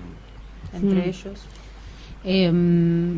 A ver, empiezo por la izquierda. Sí, me sentaron a la derecha, yo no, supongo que es por cámara, a la izquierda. Bueno, menos mal. Bueno, empiezo un poco por lo que decías vos y que planteaba Gustavo antes de los cambios y continuidades. Hay una cosa que es importante señalar. Nosotros hicimos, toda esta investigación, perfilamos los gabinetes y demás, y la siguiente pregunta era una pregunta: ¿alcanza con ver la trayectoria de los funcionarios y funcionarias en un gobierno como para dar cuenta de el ejercicio del poder económico real, o hay que ver un poco más? Entonces dijimos, vamos a analizar un poco las políticas públicas y el ejercicio de gobierno. Y ahí uno puede identificar, mirando ciclos más largos, continuidades y rupturas, en qué casos algunos gobiernos realmente marcaron un punto de inflexión y en otros fue más bien una continuidad, uno podría decir. Entonces, Argentina, el gobierno de Mauricio Macri, efectivamente marca un punto de inflexión. ¿Por qué? Porque antecedió un gobierno como el de Néstor y Cristina Kirchner, el gobierno kirchnerista, por decirlo de alguna manera, o el gobierno posneoliberal, como lo utilizó Emir Sader para hacer referencia a los gobiernos progresistas del siglo XXI, en donde, bueno, hubo cierta disputa entre capital trabajo y demás, y bueno, donde se tendió a favorecer derechos económicos, sociales, políticos. Entonces, el gobierno de Macri marca un punto de inflexión, con un retorno al paradigma neoliberal que tiene evidentemente matices que merecen ser estudiados. A ninguno nos convence el neoliberalismo como categoría para caracterizar el gobierno, tampoco hemos encontrado todavía cómo caracterizarlo. Pero el otro caso que uno lo podría ubicar ahí es el de Temer y Bolsonaro, ¿no? Temer parece ser una especie de gobierno de transición y Bolsonaro un gobierno donde efectivamente pretende, bueno, consolidar, porque fue electo por el voto popular, eso sí, hay que reconocerlo siempre. Entonces eso pasa cuando el pueblo vota, no hay que dejarlo. No. Entonces, bueno, el caso de Argentina y Brasil parecen ser rupturistas respecto de la coyuntura inmediata que fue progresista. Ahora bien, el gobierno de Piñera, el gobierno de Cartes, sacando el interregno que fue Lugo, interrumpido por un golpe de Estado en el 2012, Chile, decía entonces Chile, Paraguay, Perú, fueron gobiernos donde uno no puede encontrar muchos cambios en cuanto a la política económica. Entonces, ahí volvemos a lo que decíamos antes respecto de los ciclos más largos. Incluso Fox, el gobierno de Fox no logra hacer grandes transformaciones. La política energética que pretende transformar no la consigue hacer, lo hace recién Peña Nieto. Claro. Entonces, si uno mira ciclos más largos, podemos encontrar que el ciclo neoliberal de México, por ejemplo, que se inicia en los 80, termina recién con el gobierno de Peña Nieto, y Andrés Manuel López Obrador parece marcar ahí un giro importante. Exactamente. Entonces, estos gobiernos en algunos casos marcan muchas continuidades, estos gobiernos empresarios, tienen muchos elementos de continuidad en términos de políticas económicas, en otros hay un signo de ruptura, ¿no? Y ahí señalo entonces como rupturistas los casos de Argentina y Brasil. No sé si está bien, era sí, eso lo que... No, y me quedó un comentario de respecto a lo que decía Gustavo y que decía recién la compañera, respecto de los muchos Macris. Yo ahí no sé si es que hay muchos más. Digo, Macri es uno y el grupo es uno y es pequeño, ¿no? Ahora, los sectores populares o los sectores medios, no sé si son Macris o que se han visto o a ver, para decirlo en otros términos, lo que digo es que el neoliberalismo es seductor. Okay. La meritocracia es seductora. Todo nos gusta creer que lo que tenemos nos lo ganamos nosotros. Sí, esa idea, que era un poco lo que decíamos del consumismo, ¿no? Esta idea que tiene que ver la inclusión vía mercado, tiene que ver con eso. Porque entonces vos sos exitoso, porque ganas bien, podés acceder a determinados recursos. Entonces, claro, combatir contra esa idiosincrasia no es simple, es una tarea compleja y vuelvo a decir, las dictaduras de los años 70 en ese sentido fueron un punto de inflexión y marcaron un paradigma cultural que es muy difícil también de revertir y no se hace tan rápido, no se hace tan fácil. Merece como mucho trabajo también, y vuelvo a decir, pensando en el caso argentino y pensando en Argentina, las elecciones de octubre son claves porque ¿qué es lo que estamos discutiendo? Estamos discutiendo si vamos a ser un país como Chile, como Perú o Paraguay, en donde hay una continuidad de una hegemonía y una concepción neoliberal, económica, social, cultural, o podemos revertir y volver, o más que volver, revertir ese concepto y consolidar un país que tenga un Estado robusto, que tenga inclusión social, que tenga derechos para... Lo mismo sucede en Brasil, ¿no? Me parece que son dos países en donde esa disputa está, y bueno, y ahora México con Andrés Manuel López Obrador, que vuelve a poner desde el Estado, porque estamos hablando de experiencias desde el Estado, los sectores subalternos en México han sido y han estado batallando desde el zapatismo para acá, pero digo... El zapatismo se le puso... Está sí, pero bueno, lo que son raros. Bueno, son marxistas raros. No, lo que quiero decir es, hacer esta salvedad. Nosotros estamos hablando de experiencias políticas que llegaron al Estado, ¿no? Entonces, México parece poner sobre la mesa esa disputa de dos grandes trazos muy gruesos estamos discutiendo en América Latina, y no es menor esos trazos gruesos. ¿Qué es lo que estamos discutiendo en 2019? Vamos a caminar hacia un Estado chico que no regule el mercado de trabajo, vamos a la uberización de la economía, a la financiarización del capital en Argentina, a la extranjerización de la economía argentina, o podemos pensar que hay otro Estado posible, que hay otro mercado de trabajo posible, que hay derechos para todos, para todas. ¿Colonialismo o soberanía? Más que nada eso es lo que estamos Yo tengo un mensaje del doctor Carlos Mayo, amigo de la casa, que dice: para Inés, si como señaló en algún punto pareciera que hay contextos globales sobre los que operan las grandes élites, utilizando los grandes medios de disciplinamiento a su alcance para imponer la formación de sentido común, ajustado a sus intereses, y que en otras cosas lleva a que la gente que naturalmente no es afín a esos intereses de clase los vote, en ese contexto, ¿qué posibilidades puede tener los sectores medios y asalariados latinoamericanos y la política tradicional sin las mismas posibilidades de acceso y hasta estigmatizados o perseguidos para evitar el destino al cual pareciera someter estas políticas decididas globalmente? ¿Largo? ¿Lo explico de nuevo? No, sí. ¿Se entendió? Sí, entiendo. Okay. Hay una dimensión global que es insoslayable. Ajá. Bueno, Estados Unidos, que ha tomado una definición, Donald Trump, que como decíamos antes también, es un empresario, Macron en Francia, ¿no? Y otro dato interesante. Estados Unidos ha tomado una política agresiva respecto de América Latina en volver a convertirla en su patio trasero, ¿no? Bueno, eso es insoslayable, y cito solo una nota respecto de la relevancia que le otorgan al caso Venezuela, ¿no? Como la injerencia de Estados Unidos, el vicepresidente llamando a la movilización. Yo creo que ya lo dije en alguna otra ocasión, que estudié las dictaduras y los años 60 y 70, mucho no recuerdo una injerencia tan desembosada, tan pública respecto de altos funcionarios. Nosotros nos enteramos de la intervención de los Estados Unidos muchos años después, cuando se desclasificaron los documentos. Ahora no hay ni que esperar. Bueno, entonces ahí hay un dato, efectivamente, que eso no se puede negar. Eso es como una dimensión. ¿Cuáles son las herramientas que tienen los sectores populares, los sectores medios? Bueno, las tenemos que inventar. Cuando uno, la concentración de los medios es un problema, pero nos vamos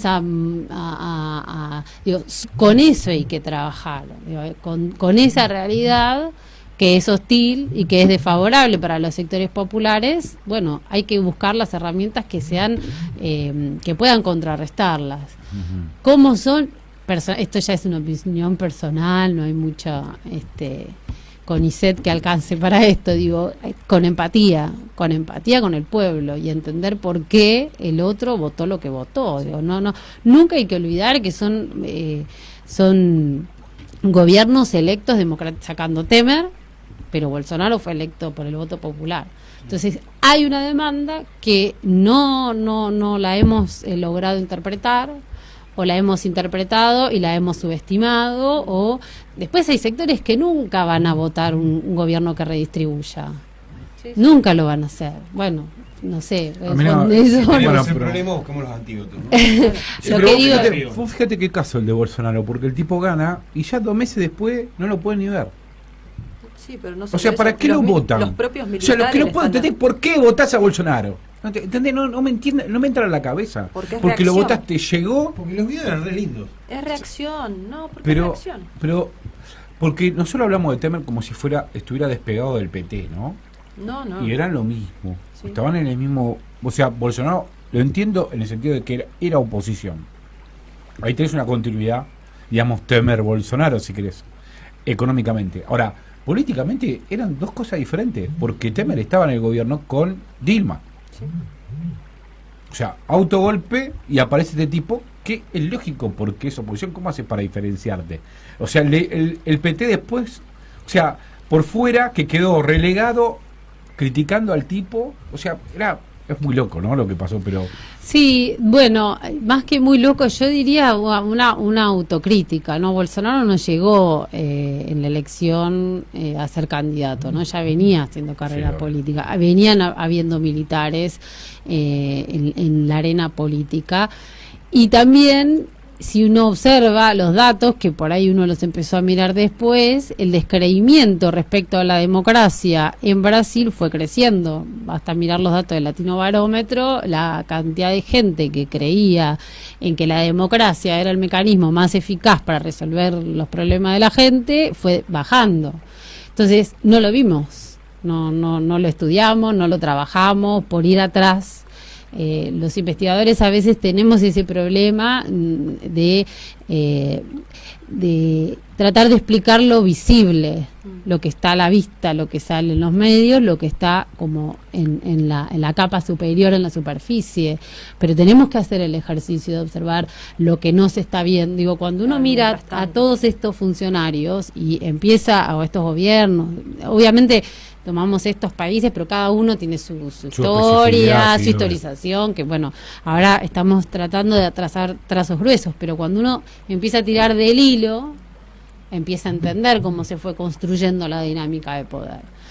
Y después, bueno, evidentemente hubo una estigmatización, digo, en el caso de Brasil es emblemático, ahí hubo una conjunción, Bolsonaro expresa la conjunción del poder militar, el poder judicial y el poder empresarial, y el empresariado, ¿no? Como un trípode. Pero qué loco, ¿no? Porque tiene 50 milicos en el gabinete. Sí, O sea, esto realmente es Pero en Brasil nunca ¿no? se terminó la dictadura. O sea, en Brasil hubo una continuidad aceptada, pero no hubo...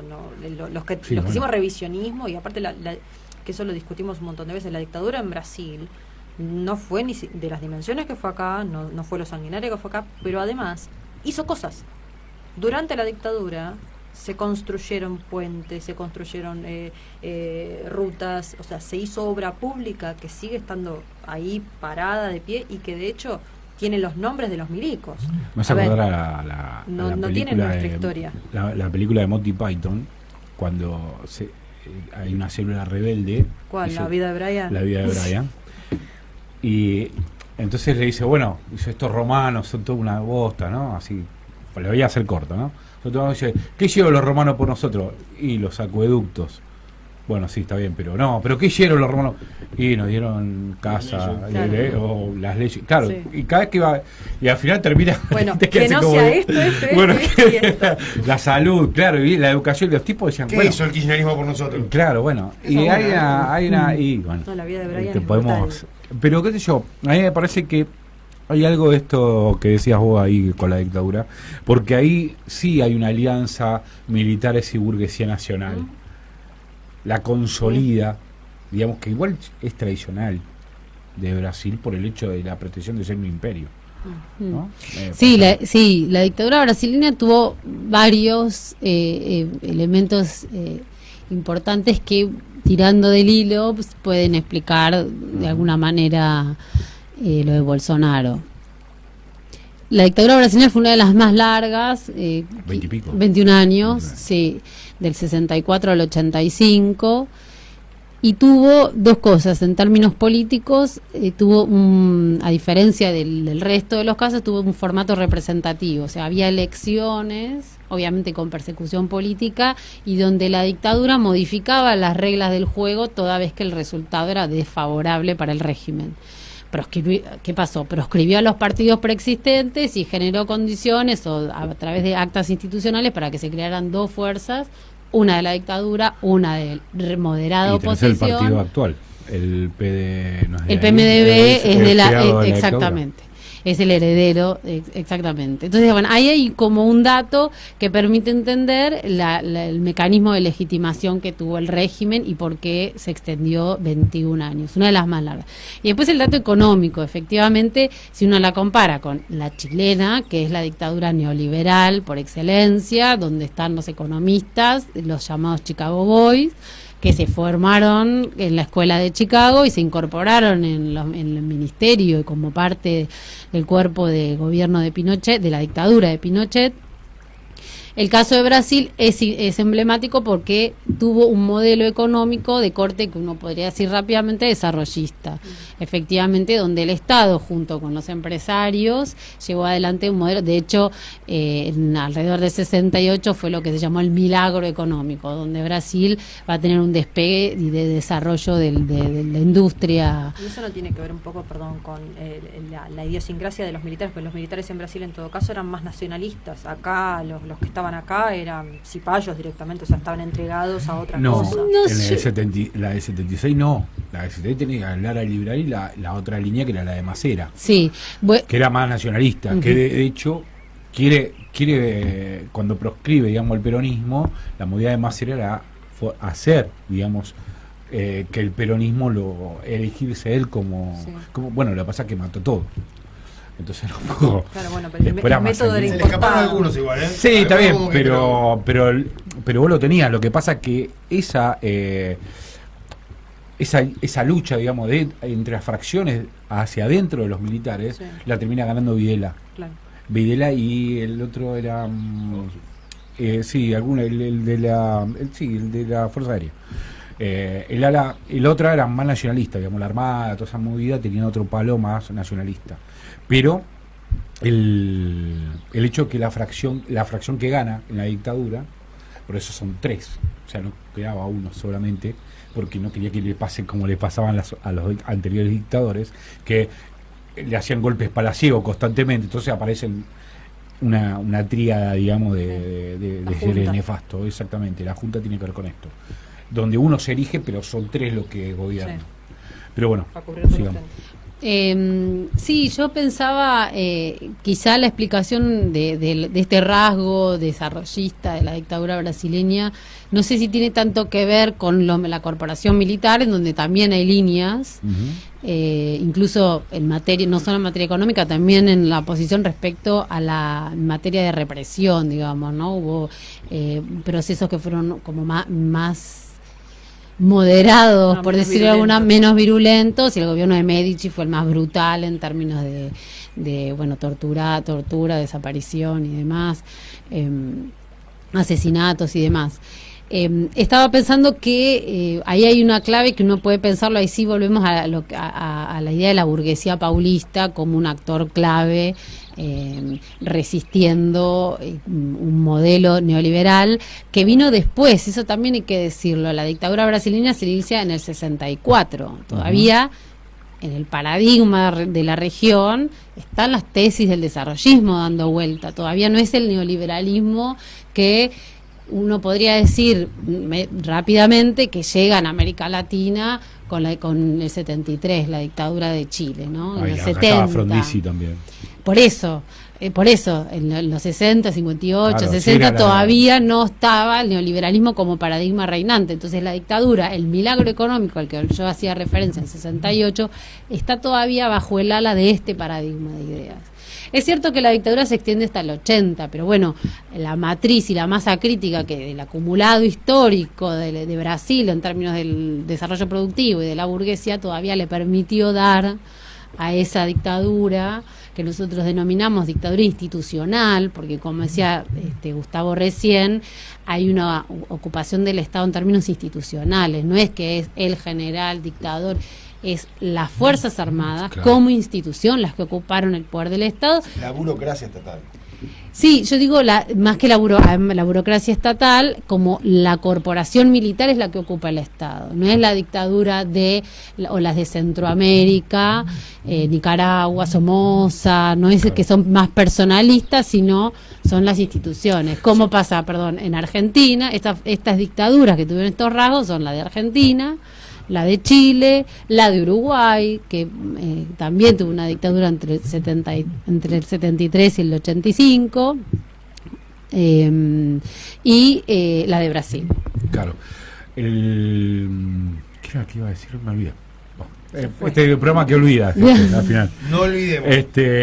Tengo que leer un mensaje de continúa. Carlos Mayo nos dice que el otro era Agosti.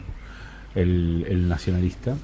Dice, creo que el desafío de los movimientos progresistas en toda América Latina es encontrar la forma de comunicarse con los sectores que genuinamente representan y convencerlos de que no tienen que resignarse a ser pobres, que no tienen que sentir mal, no se tienen que sentir mal por haber podido disfrutar de los avances tecnológicos, de tener un aire acondicionado, una moto, un auto e irse de vacaciones a la costa o al exterior. Pero también hay que poner en debate esa idea burguesa de éxito individual o meritocracia. Y por sobre todas las cosas, ¿cuál tiene que ser el rol del Estado? Y después estoy totalmente de acuerdo, lees los mensajes, ya me cago a pedo, pero bueno, ok, Mayo, ya lo mandé.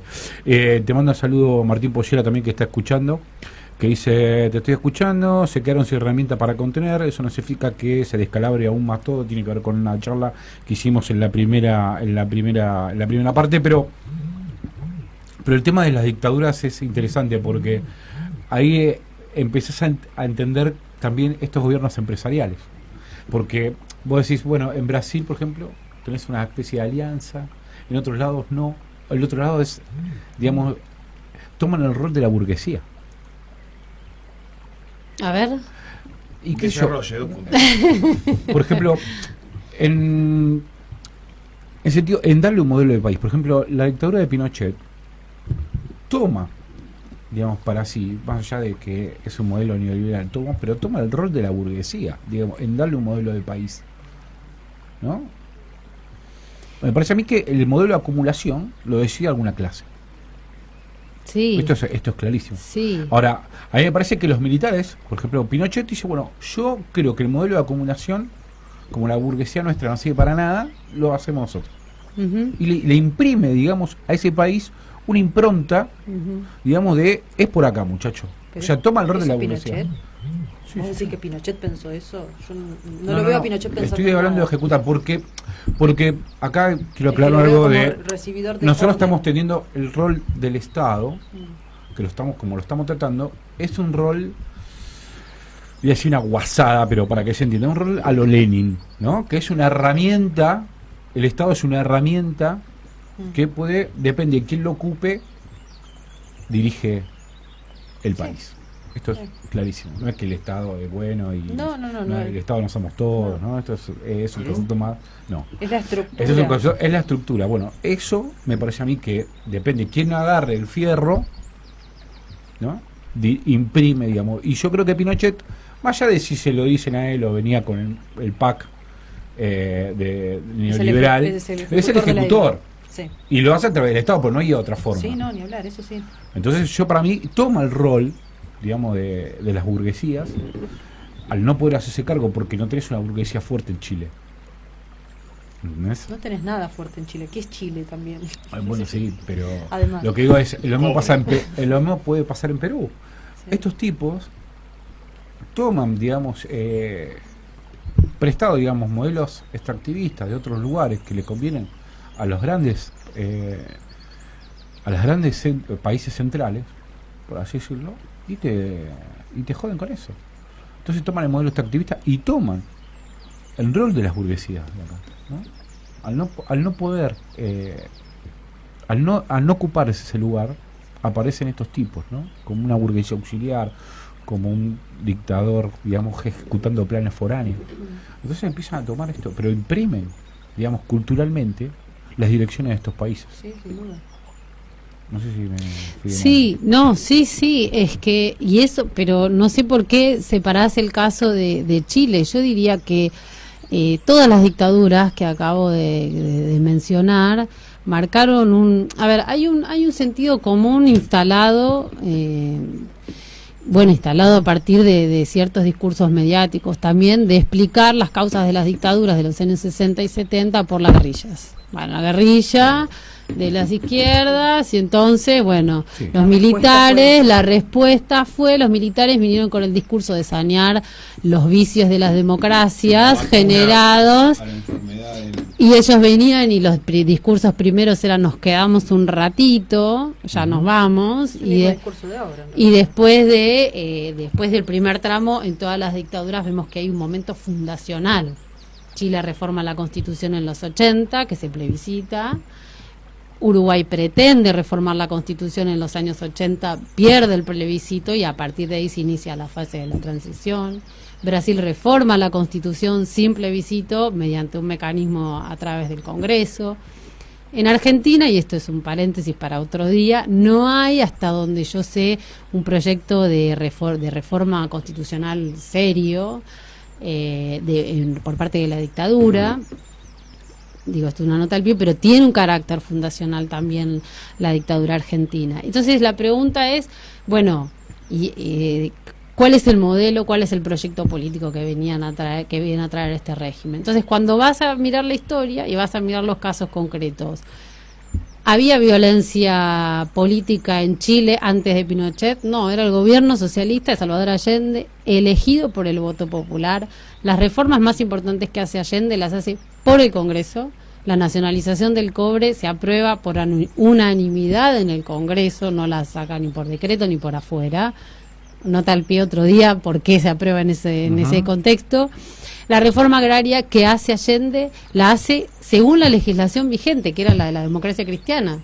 De hecho, muchos dicen que el golpe se termina de efectuar cuando Allende gana mayoría parlamentaria y dicen, bueno, ahora es probable que avance más con la reforma agraria. Claro, de hecho, pese al boicot que tenía de desabastecimiento, hay elecciones ahí y las termina ganando. Exactamente. Y ahí es cuando dijeron, bueno muchachos, no queda otra. Bueno, entonces, ¿qué es lo que dice eso? Bueno, Allende era un tipo muy institucionalista, de hecho todas las políticas que hace... Es su problema. Bueno, era parte de los debates con el MIR, con la izquierda más radical, pero bueno, otra vez, eso es parte de otro día. Lo que quiere decir, bueno, en Chile tenemos ese caso. En Uruguay, el Tupamaros estaba en el 72, había sido desmantelado por el gobierno, por las fuerzas de seguridad anteriores, con lo cual no había guerrilla que estuviera funcionando efectivamente. En Brasil no había guerrillas antes del golpe del 64, existían las ligas campesinas que no eran una guerrilla armada, las guerrillas surgen alrededor del 68, ya en un contexto de dictadura. ¿Qué es lo que había? En Brasil le hacen el golpe a João Goulart, que era un tipo que venía de la línea del trabalismo, y que del varguismo, ¿no? Había sido ministro de Vargas, incluso algunos le decían el ministro peronista, porque había llegado a llevar adelante políticas muy favorables en términos de suba de salarios y tal. ¿Y cuál es la política que pretende João Goulart? Más importante, además de nacionalización y demás, era la reforma agraria, ¿no? Claro. Que es uno de los grandes temas de algunos países en América Latina. Y en el caso argentino también uno podría decir que las guerrillas no estaban como en su máximo esplendor, o lo podemos discutir. O lo podemos discutir. Lo que quiero decir es que el discurso de que el proyecto de los regímenes militares y las dictaduras era la respuesta frente a la violencia que venía desde las guerrillas revolucionarias, es falso en los hechos. Perdón, y el otro caso es Uruguay. En Uruguay estaba el Frente Amplio, que se había creado en el 71, en función de lo que se veía en Chile, de la experiencia de la Unidad Popular, y los documentos desclasificados que aparecieron después demostraron que en realidad el verdadero temor no era la guerrilla de Tupamaros, sino que el Frente Amplio pudiera ganar en la próxima elección presidencial. Con lo cual, bueno, si mirás todos los casos, encontrás un común denominador. Sí. Y en el caso argentino, un dato que lo han mostrado investigaciones, como la de Victoria Basualdo, en los años 70, Argentina es el momento en donde la disputa capital-trabajo llegaba a un 50-50. Entonces ahí tenés el indicador de el carácter fundacional que tienen las dictaduras, claro, en todos los casos, que vienen a transformar el orden social, económico, político que se pretendía bajo distintos formatos y distintas experiencias políticas en los países de Cono Sur, más que América Latina. Bien. Rami, ¿vos? ¿Pregunta? Me queda esta cuestión de la reforma agraria, ¿no? Como lo marcaste, ¿no? en varios de los puntos que acá en la Argentina, cuando quisimos avanzar con algunas cuestiones del campo, tuvimos el campo en contra. Cómo los sectores más conservadores que manejan la plata terminan definiendo el destino, ¿no? Fueron por la reforma agraria y ayer en diferentes lugares. Y eso, ¿cómo juega el campo en toda esta cuestión de los empresarios?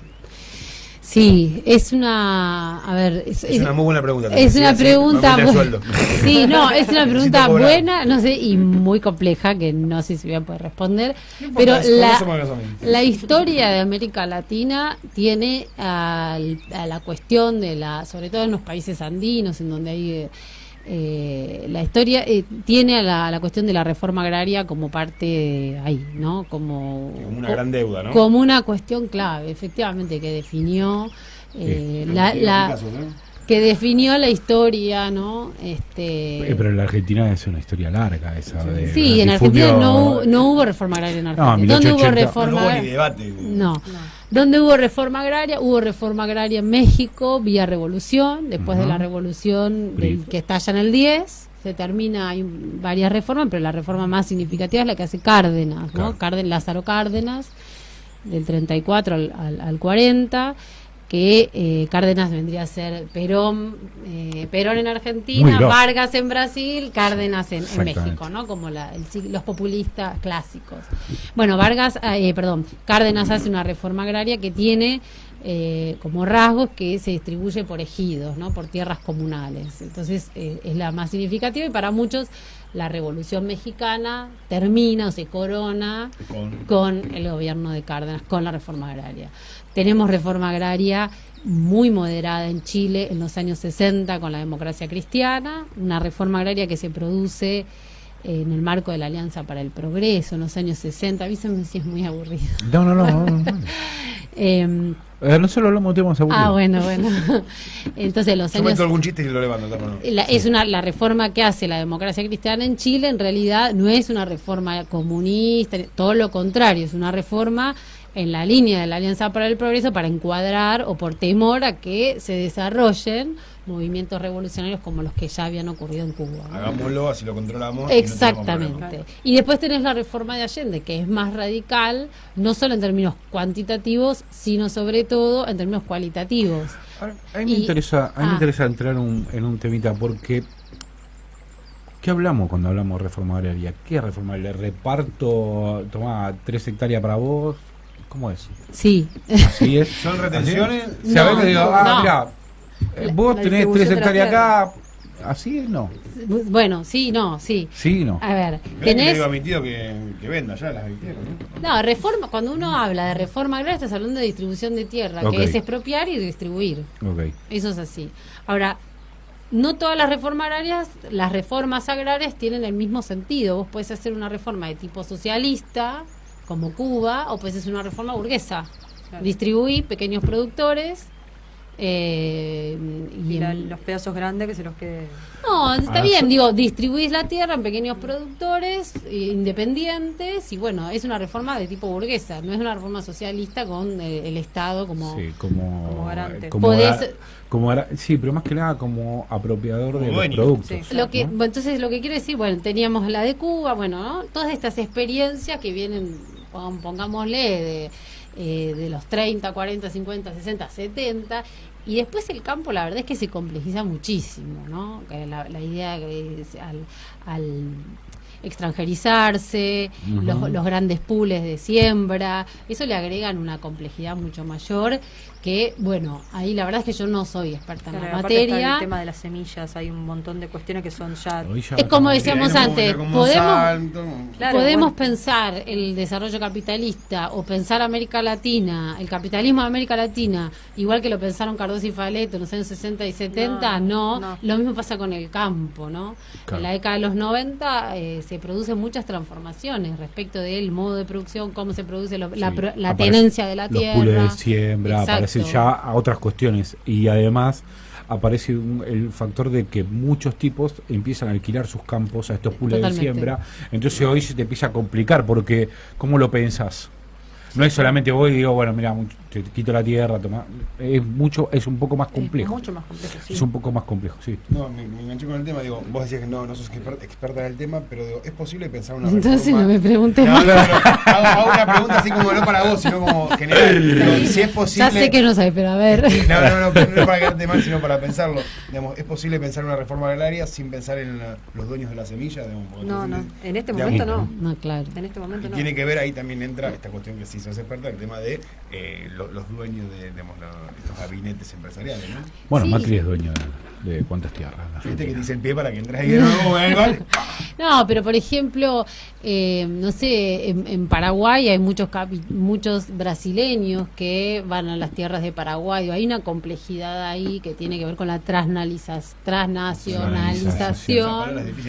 de todo lo que tiene que ver con la producción rural, ¿no? Sí, acá se había limitado la extranjerización de la tierra, por ejemplo, y el nacionalista que tenemos de gobierno lo levantó, digamos, ¿no? Claro, pero aparte que también a tono, ¿no?, con todo esto que explicabas de la secuencia de las dictaduras, como esta instalación de determinados parámetros a partir de los cuales la sociedad misma se empieza a regir y empieza a aceptar un modelo de país de ahí en adelante, porque hasta ahí, bueno, hay diferentes experiencias. Nosotros tenemos el peronismo, antes del peronismo teníamos otra vida, otra Argentina también, y en el contexto latinoamericano que estabas describiendo, en todos me parece, con el diario del lunes, ¿no?, después de las dictaduras es que empieza a ser permeable esta idea de, bueno, pero de última, si vendemos nuestras cosas, no pasa nada, porque de hecho acá la experiencia que tenemos post dictadura es, bueno, Alfonsín, que no termina de ser ni siquiera una experiencia, la primera experiencia democrática, pero que institucionalmente no termina de forjar nada,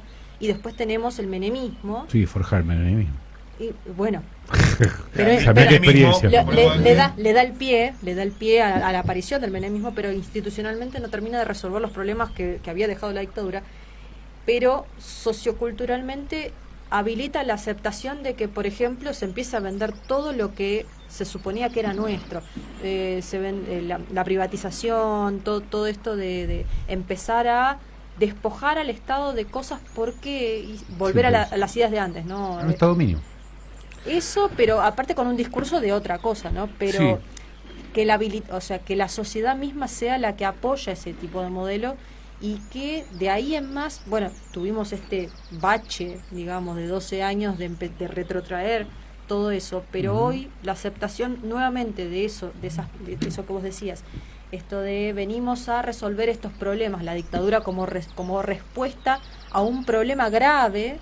Bueno, es el mismo discurso que tiene Macri desde que empezó. Venimos a acabar con la fiesta porque esto no daba más, no teníamos país, esto estaba mal, y nosotros venimos a ordenar las cosas. Y la luz al final del túnel es como que es el mismo discurso, pero bueno, ya con otro resabio cultural y una dimensión más profunda. Me quedé colgado del concepto de reforma agraria y las dictaduras y todo esto, y en este contexto de qué difícil sería hoy cuando vamos a un proceso donde el 90% de los ciudadanos viven en las ciudades por la tecnificación de los campos. O sea, esto de la ruralidad ya empieza a ser medio antiguo. Concepto.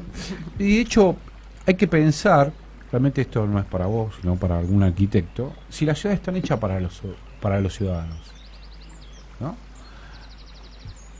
Parece a mí que hay algo, es más rentístico y de guita, digamos, que no tiene pensado. Y lo pensaba el otro día mirando el balcón de mi casa, que tenemos una manzana donde por ahí estaba hecha para, no sé, 40 personas, y hoy de repente tenés 400, ¿no? Y no pudiste modificar, digamos, ni las cloacas, ni los cables, ni nada. Entonces, o sea, yo creo que vivimos en un país complejo, digamos, porque digamos, si vas al hecho social de la Argentina, vos tenés en el 1% del territorio 50% de la población. Sí, estamos mal distribuidos. Entonces te genera, digamos, un montón de problemas. Y es más, ¿de qué te sirve hoy hacer una reforma agraria si la gente no se quiere ir al campo? Pero ahí tenés que entrar también en el problema. Necesitamos la reforma agraria para que la gente empiece a vivir más. Y no sé, o por ahí necesitas un proceso de urbanización en distintos lados. O hay que trabajar, distribuir. Trenes. Sí, exactamente. Empezaron el tema de los trenes, o sea, ¿quiénes nos pusieron los trenes y con qué fin?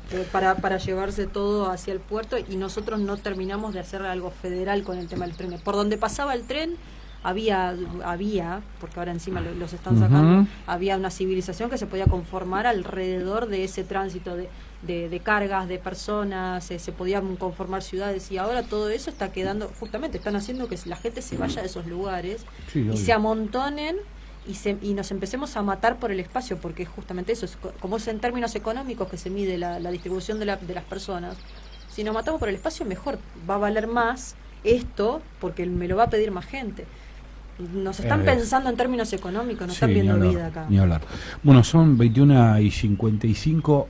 Inés ¿Qué? Narcesian. La licenciada Inés Narcesian, amiga, militante, compañera. ¿Cómo la pasaste? Bien. ¿Ya Bien, estamos? ¿te gustó? Sí, ya estábamos. ¿Qué pasó? Ah, sí, sí, quería decir algo dale. más. Sí, dale. No, si Tuyo. ya estamos. Dale. No, dale, tenés como un minuto y medio. Tenés como 30 segundos, dale, no. No, queda, pero no vamos a la 10, pero 27. No, para cerrar con expectativas. Porque vas a volver. Sí, sí. ¿Podés dejar una pregunta abierta y la retomamos? No, quería decir esto que decías vos antes. Bueno, la sociedad aceptó la privatización. Yo digo, confiemos también en que la sociedad ha dicho que no. El proceso de privatización no fue igual en todos los países. En Brasil no se privatizó Petrobras, en México no se privatizó Pemex, en Uruguay hubo un plebiscito para privatizar la empresa de telecomunicaciones y la sociedad dijo que no.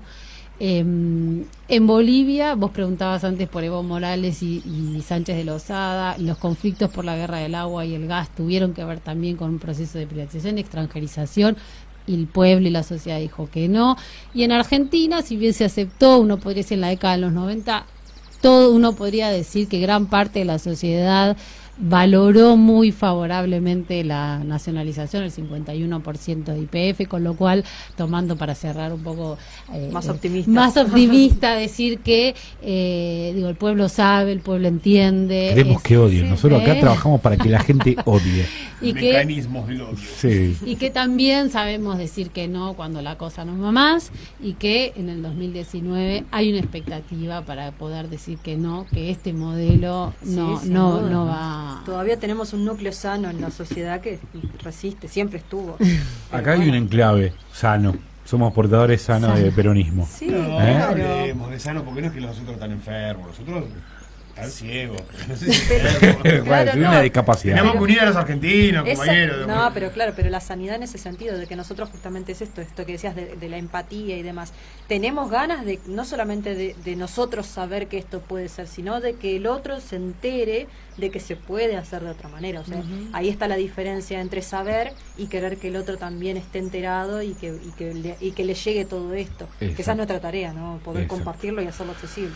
Bueno, Inés, la verdad que te vamos a volver a convocar porque es interesantísimo todos los temas. Me quedaron un montón de disparadores. Un montón de papelitos ahí que queremos leer. No, voy a tener que. No, lo que más me da bronca es que voy a tener que ir a estudiar para venir a matar la pregunta. Sí. Obviamente, porque esto es muy interesante y estos temas no están en los medios. A mí me parece que esto hay que empezar a trabajarlo porque no llegamos acá de un paracaídas, nada. Hay una continuidad, hay una idea que está detrás de todo esto y me parece que nosotros tenemos que desenmascarar, ¿no? Para si realmente queremos ser un país y queremos ser algo en algún momento, no nosotros quizás, pero que nuestro paso por Argentina, por este mundo, tenga un sentido, ¿no? Que no sea un sinsentido constante ni que nos dejen engañar, sino que nos ayudemos a pensarnos mejores, porque esto se trata. Así que te agradezco mucho, Inés. Te vamos, obviamente, a volver a molestar para que vengas otro día, para volver a retomar este tema, me parece interesante. Gracias, Romy, gracias, Homero. Débora venía para acá y no pudo llegar. El pájaro voló y con la lluvia por ahí se moja y no puede llegar, viste lo que es la golondrina de verano. Y bueno, la verdad que ha sido el arranque de esta temporada con un tema, creo yo que siempre tratamos de buscar temas que nos ayuden a pensarnos y que nos ayuden a pensar una Argentina mejor, que esa es la función de este programa. Gracias, Kevin, gracias, Edison, gracias, Mauro. Y bueno, nos encontramos el próximo, gracias, Ángel. Nos encontramos el próximo jueves.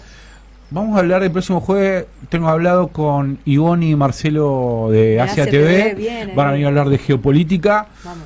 Rusia, China, algo bien power. Vamos a darle un buen condimento y Trump. Ahí vamos a tratar de meternos en África. Vamos a hacer lío. Vamos a hacer lío. Realmente yo no me lo perdería, igual que no se habrán perdido hoy. Ha sido una muy buena recepción, muy bueno el programa. Dice Diego Juárez, te manda un saludo.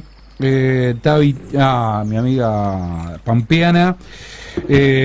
Bueno, muchos saludos a Romina, muchos admiradores. Muy buen programa. Como arquitecto puedo decirles que las ciudades están que las ciudades democratizan en el sentido de que llevan infraestructura a muy poca gente a la superficie. Bueno, sí. Bueno, los temas son infinitos, así que esto ha sido el primer programa de la cuarta temporada de Salga del Sol 2019. Nos esperamos el próximo jueves a las 20 horas aquí en Radio H. Chau. Chau.